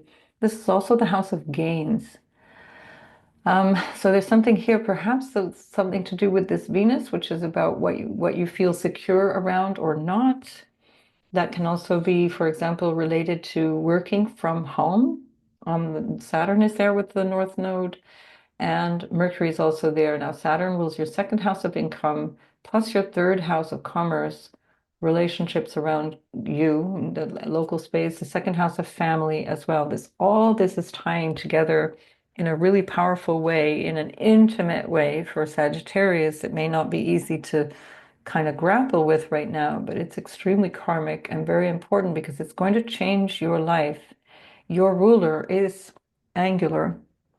That's very strong when it's in the first house of self, or the fourth house of your home and foundation and your emotional or psychological self, property, where do I live, even those literal questions. And then it's in the house of relationship dynamics. And it's, again, part of the dynamic of the nodal axis, where the south node is in the 10th, changing your social status, letting go of ideas around what that should be. You'll see my videos around the eclipses, March eclipses, which explains part of this dynamic, so that can help you a little bit with that. And the nodal axis shift, there's a video about that I did, I think I don't know. There was one I did last August, and I think one in January, probably around the time that they were shifting. Anyway, all of this is part of that and more, because Venus is ruling your house of work and health. The dynamic here between the 6th and 12th is ruled by Venus and Mars is in your 8th house of your psychological self, the house of crisis, the house of family karma, family stuff that might have felt really uncomfortable for the last, whatever, 7 months or so that Mars is there. And then Uranus in the 6th house will have destabilized perhaps your health, emotionally or psychologically or physically, and also work situations. So this is all coming to a new place now. It's all coming into this fresh new thing. And Mars going into your 9th house, which will be trinal to you from the 18th of April until the 17th, I think it is, of June. I'll do a separate video on that. It's going to help you understand a better or clearer sense of purpose, maybe a stronger sense of faith as well. More dynamic sense of, I got this, I can do this. So really interesting dynamics for you right now, Sagittarius. It's going to be long term. It's going to help you grow in a whole new direction. So work with this as much as you can. Clear out whoever is not good in your life at this point. Let them go. Whether that mean even energetically, let people go. People who have passed, let them go. Let them move on. Or it's people who are physically still in your life that are not helpful for you. Let them go too. There's a lot of help, a lot of clarity around this for you right now. And then, of course, that what that implies is that new people come in. That's the whole point. It's not just emptying out the space, but letting the space be filled again. All right, Sagittarius, I'll see you in the next video. Capricorn, this is all happening in your house of career. So it's a big deal. And it's also your ambition, your social status, your sense of what you want to achieve or how you want to achieve it, relationships that come through your, whether it's your marital status or your marital connections or boss relationships, including whether you're the boss, for example. Um, what else is the 10th house? Yeah, so it's all those things that you aspire to. And especially because the third house is where your ruler is. With the North Node, with Mercury, and with Venus, Venus ruling your 10th house, there's a whole lot of new aspirations coming in here for you. Very, very karmic times.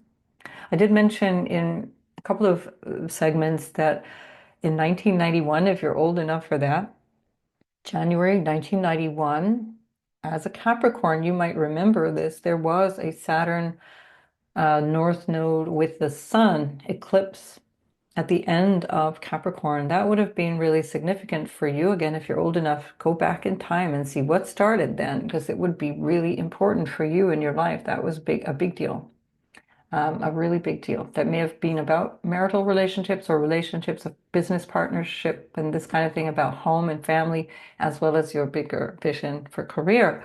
Lots of stuff. So now what we're getting is a slightly different take on this because now this is coming through your sense of your personal ambitions and your aims in this moment in time, how you want to maybe develop new skills or learn something new that you're going to share outwardly, or you might even want to teach, for example, or do some kind of mentoring, um, whatever the new skills are, or whatever the thing is that you want to relay in terms of communication or a new connection with a new neighborhood or a new, vibe, a local vibe. Um, that's also there. This can also be very strong in relationship to a sibling, in relationship to um, connections within the extended family and how that dynamic might be changing. And it's quite karmic, it's quite important, it's something that's changing in a durable way. Mercury is in the third house, ruling the ninth house. So there's something here that you're bringing into a practical, everyday way that has to do with a sense of your higher purpose or a belief or a dynamic around your ideology for life, your idealism for life as well. That's Mercury in Pisces. Venus in Pisces is super strong for signing contracts. Of course, now Mercury too. All of this is really strong for new contracts, new agreements with people, new connections, new relationships coming through the dynamic of your local space or new business agreements or contracts or uh, dynamics of exchanges of all kinds can affect your income as well. Saturn rules your second house of income, can affect your family overall because Saturn rules the second house of family, whatever supports you. Your quick thinking, your strategic thinking or creative thinking is the thing supporting you right now. And so innovation around writing, around teaching, around expressing something, innovation around exchanges or contracts, innovation around new business ventures, like for example, consulting rather than I don't want to do this damn job anymore. I want to do consulting. This is one way of that coming through. It's really strong right now. Venus is ruling that full moon, showing you something in your 10th house that was already begun or that became really strong and very relevant 18 months ago. So by the 14th of October, 2023, there was an eclipse, a new moon in that 10th house, something of a dynamic that started or became important to you in that period of time. This is the answer to that. This is what you're realizing about that. This is the thing that you recognize now. This can also be a role around you as a parent or you with parents and how you need to deal with parents in some way. Um, and Chiron is with the sun in your fourth house, ruled by Mars in the seventh house. So again, there may be something that you're still wrapping up around marital stress or stress around the home, That can actually be like about property purchases, or some stress around where you're living and that it needs to change in some way. Chiron has been there since 2018, so that has been a bit of a theme for all those things: family of origin, your home and quality of home life, your internal experience, so the psychological, emotional experience of life, and what it feels like at home. Bit tense lately, very likely since September. This is the opportunity to resolve that, because then Mars goes into the eighth house of what you share with others, what you receive from others. When Mars is in the eighth, you get a lot of hassle from others. So try and resolve these things, and try not to, um, yeah, just try to resolve these things now while these new opportunities are coming in. Mars in the eighth can bring some struggle and strife, or things that you need to put in an extra effort for. Not the end of the world, but it can be showing you where relationships like marriage, marital or business contracts need more attention, or they need to be resolved in a way that's quite firm. Jupiter's in the sixth, so this has a lot to do with your everyday experience, your work experience. Jupiter is being ruled by Mercury in the third. It's also ruling Mercury in the third. So there's this really interesting dynamic that's supportive in terms of these choices, these new plans, new aims, new ambitions and drives, new contracts, perhaps new connections and relationships that are affecting your everyday, affecting your health, affecting your day-to-day work quality. Quite helpful. Jupiter's going to move into your seventh house where it's exalted. So if there are strains and difficulties in relationships, talk about it, figure it out, discuss it, negotiate around it, figure it out, because when Jupiter moves into your seventh, it's going to bring you more ease, more grace, more abundance in the quality of relationships. So you might find that a lot of the tension and stress that has been there with Mars in your seventh will be eased by June, from the ninth onwards, for a year or so, a little bit more, when Jupiter goes into your seventh. Right. Yeah, good luck with and relations with children, again, for years have already been changed a lot of sense of how you relate to your children, how your children are growing up and how they're being different, or your quality of relationship to the notion of having children. All of that has been going through the ringer since May 2018. And this is also a part of this changing dynamic where Venus, Saturn, North Node, and Mercury are all bringing something new into their life, or into your way of relating to them, and including how you bring out a creative aspect of yourself that might be also bringing a new skill, or realizing you have a skill and it's like, I always undervalued this skill, and here it's actually going to bring me something that I can express in terms of what makes me happy, what brings me joy, what brings me connection with my children.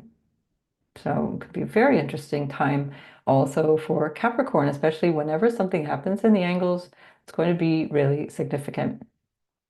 All right, good luck with all of that, and I'll see you in the next video, Capricorn. Aquarius. Yes, Aquarius, you still have Pluto in your first house, so this is always going to be one of the things that's like a background noise. So we know that you're going through big change, and one of the areas that is changing is in your area of your faith or your vision for life, what you have as a realization around your higher sense of self, or your purpose, higher values or purpose for life, what you believe in, what you think is in your awareness in terms of what you need to reach out towards. It could be that you recognize or that you discover a new teacher, or a new or rekindle a faith or a belief that you realize, this is the thing that I really must put more of my attention on. Venus is in your second house of values, and she's with Saturn, North Node, and Mercury in the second house. Something to do with what you value. Your sense of value is being communicated through this full moon in the ninth, or being supported by it. Go back to 14th of October 2023 to understand what was happening then. This is the reflection of that, or it's the answer to that, or it's what you now need to realize about that, and take that and move forward with it. The the other part of this is that the North Node activity and this incredible activity that's super benefic in your second house of money, in your second house of resources. And by the way, keeping in mind you are a resource at this time is something that you need to rely on you yourself as a resource with Saturn on the North Node, with Venus and Mercury. You're bringing something of yourself, the quality of yourself, the changing quality of yourself with Pluto there in the first house. Being different, showing up differently is part of how you're engaging in this moment and realizing that this can bring you some real benefit. Your creative self-expression has been on display or has been important to you, finding joy, finding happiness, finding connection with your children, or creating a life with children. This can also be part of that dynamic where the second house is also about family, some really strong impulses and dynamics around family and what supports you at this time. Very helpful, it seems to be. And Jupiter, which is trinal to you in that fifth house, it's quite lucky, but ruling that 11th house of gains as well. It's ruling your second house of money and the 11th house of gains from your creative self and what you bring through that. So that's where a lot of this dynamic is going to be brought through you as a resource to how you reach out into income. Um, what else is coming through that? And so, yeah, the Jupiter is also trinal, not only to you, but it's trinal to this full moon in your ninth house. So these are lucky houses. 1, 5, and 9 are um, these houses of great dharma, of purpose, of bringing oneself out in the world and bringing your skills and your capacities and your beliefs and your sense of purpose out into the world. So this is a big moment here for Aquarius. Mars has been chomping away at your everyday life, aggravating, no doubt. It's in conjunct to you, aggravating, no doubt, but also perhaps putting out fires, firefighting in terms of work, in terms of obstacles, in terms of things that you need to overcome, making you work hard, making you realize what you needed to change, perhaps in terms of your health or in terms of work stuff. Mars rules also your 10th house of career and it's your third house of your aims and hopes. That's where aims in terms of your like everyday now. The ninth house is like your vision for what I'm here for, and then the 11th house is your vision for a future. But the third house is like, what are my goals? What are the things I want to do? And then the 10th house is about your ambition overall, like lifetime ambitions and your career ambitions and your bigger, maybe social ambitions, social status and stuff. So Mars in the sixth house has put you to work for all of those things. And then Jupiter in the fifth is bringing you the creative desire or the creativity, let's say, creative thinking, creative energy that allows you to make that work better for you. So yeah, and we also have this Chiron and Sun conjunction in the third. So there may be some vision of a healing or a sense of healing around your third house of what skills do I have? What do I need to learn? Relationships with siblings that may have been tense, that might have also been part of the dynamic around Mars in the sixth. There may have been some bigger issues with, well, it could also be extended family or casual acquaintances, but potentially around siblings, where there may have been something that you needed to grapple with in your everyday life because of what was going on in their experience of life. So many possibilities, of course, but anyway, just to say that this is now a really interesting opportunity with the moon in the ninth house of a higher vision for your life and a realization around a bigger purpose or a truer sense of purpose that is based on your values, based on your personal value. Venus with Saturn, your ruler, is about something durable, long term, um, where you feel like this effort is worth it, this investment in time, this investment in money, this investment is worthwhile. Ruled by Jupiter in the fifth, I'll take this risk on this thing. There's something very karmic coming through here for you, for all of us, and for you in the case of the second house. Um, What else have we got there? Yeah, so Neptune is in the third. So when Neptune goes in the third house, there can be extra creativity. Again, this can add to this whole dynamic, extra creativity, a flow of ideas, a flow of communication, but there can also be discomfort, or what am I trying to say? A disconnect in communication, just like I just did there. Neptune in the third can bring about delusion, that may be what I was trying to reach for, and things that are not entirely clear. So also beware of that, because that's a pattern now with Neptune in the third, where you might need to find yourself again and again clarifying your thinking, clarifying communication, clarifying contracts, clarifying what people around you are up to, and clarifying your goals, these kinds of things. Um, and if you use that in a creative way, you can really run with it, and you can find that that is bringing you more skill towards, say, writing or arts, like the plastic arts or the fine arts, or I think plastic arts, that's a bit of franglais there, but anyway, so the fine arts, or something that is a skill that you can bring to the table that actually helps you to create. And this can be very much about, say, musical skill or written skills and so on, which is the highest use of that Neptune in the third. But otherwise, just be careful, because that can also lead to some struggles around communication and so on. Again, I'd need to see your natal chart to see where the problems might arise, right? So we have a really big program here in terms of a vision that you're going to bring out in some way through a source of income, or a source of um, an awareness of what skills you have that you can really work with, that you can bring out in a profound way that can lead to long-term gain. So good luck there with all of that, Aquarius. I'll see you in the next video. Oh dear, Pisces, we've got one of those things where the signs are not all 30 degrees, of course. That's what we're pretending the signs are all 30 degrees just to make 12 parts of a circle. But here we have a situation. Oh, minutes, my God.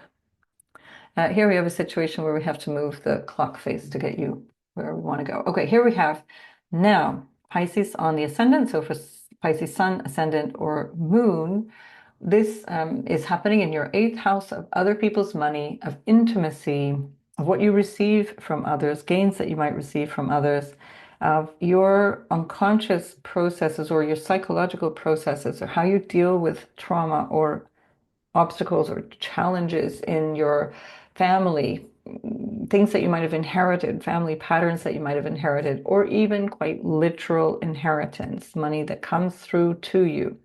Um, and you now have the moon here in the eighth house, ruled by Venus in exaltation, very strong in an angular part of your chart, your house of self.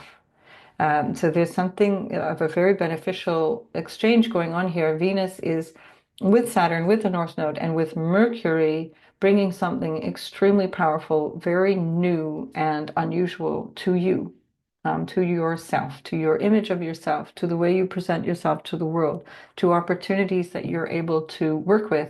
Jupiter is angular as well, ruling that, ruling from the fourth house of home, family, your family of origin, as well as your family that you've created, your sense of what you need to be happy, what the house and home feels like, the actual physical structure in terms of property as well, um, security, emotional, financial security as well. And then Jupiter rules you obviously rules your first house, but it's also ruling Mercury, which is there in the first house, which is in exchange ruling this Jupiter. So there's a really strong dynamic here of pulling the fourth house into the first house for you, which is building on this sense of resilience around whatever this new thing is for you. The moon in the eighth is sometimes very challenging, because it can come up with things that might feel threatening because of the nature of, inherited patterns, or things that are not yours, but you have to deal with, or things that come through memories. The moon is about memories, mental configurations, mental things, but intimacy as well, overall intimacy.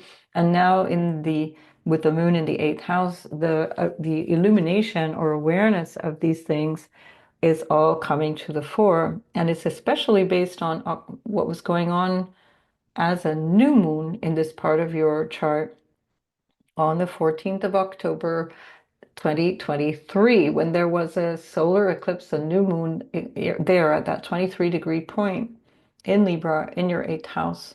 You're realizing something new and different going on here, or you're becoming aware of how that pattern has changed you and what you want to continue with going forward.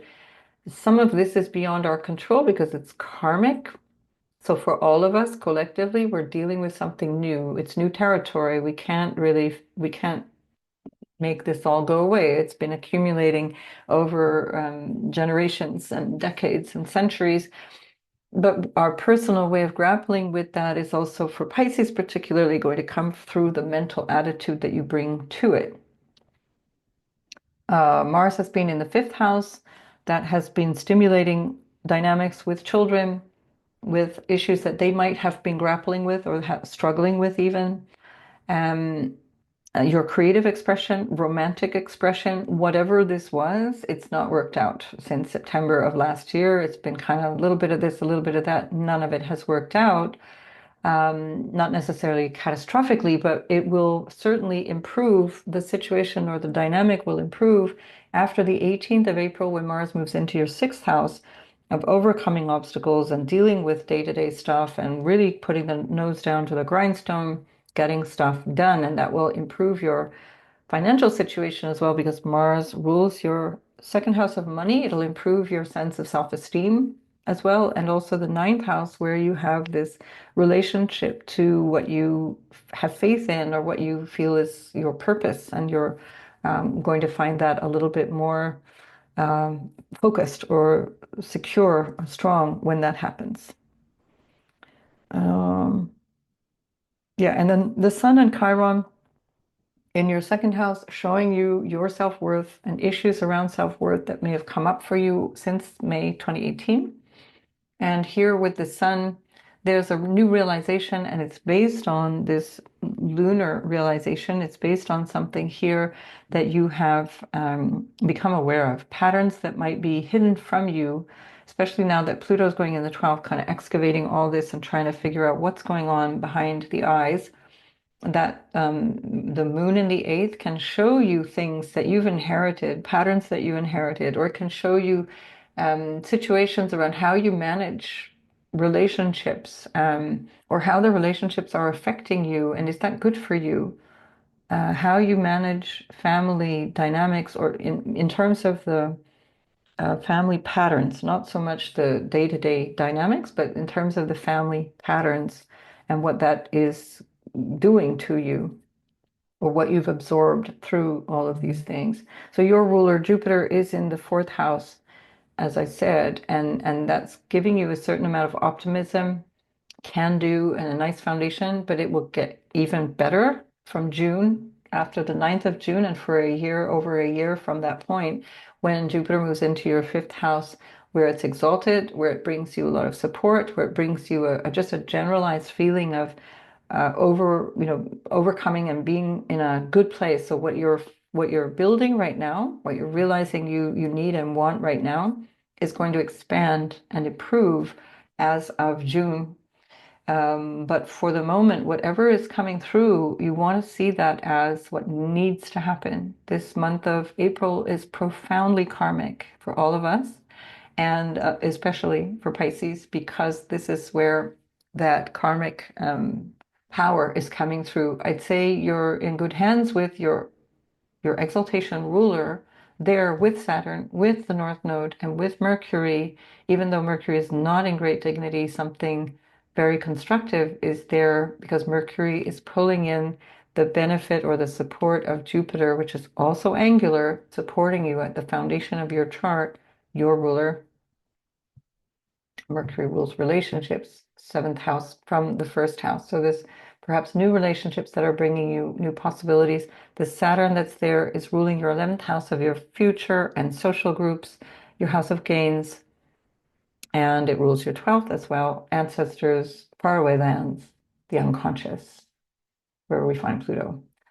I need to see your natal chart to know more about this, but I think this could be a really dynamic opportunity. It will for sure be a dynamic opportunity. The thing that we don't know is what will that look like for each individual. So just let this come and trust that it's there for you. Trust that it has to happen because this level of new energy, new karma is kind of unseen. Well, kind of. I don't think that there's a moment in history that we could call anywhere similar to this. So I'll leave it at that. Thanks for listening. Thank you for being here this far. And especially if you are a subscriber, thank you for being here. If you're not, please subscribe. It really would be lovely to have you on board. And I love to read your comments as well. So leave your comments and I'd be happy to get back to you, especially with questions about astrology and things like that. That is always my passion. All right, take good care of yourself and I'll see you in the next video.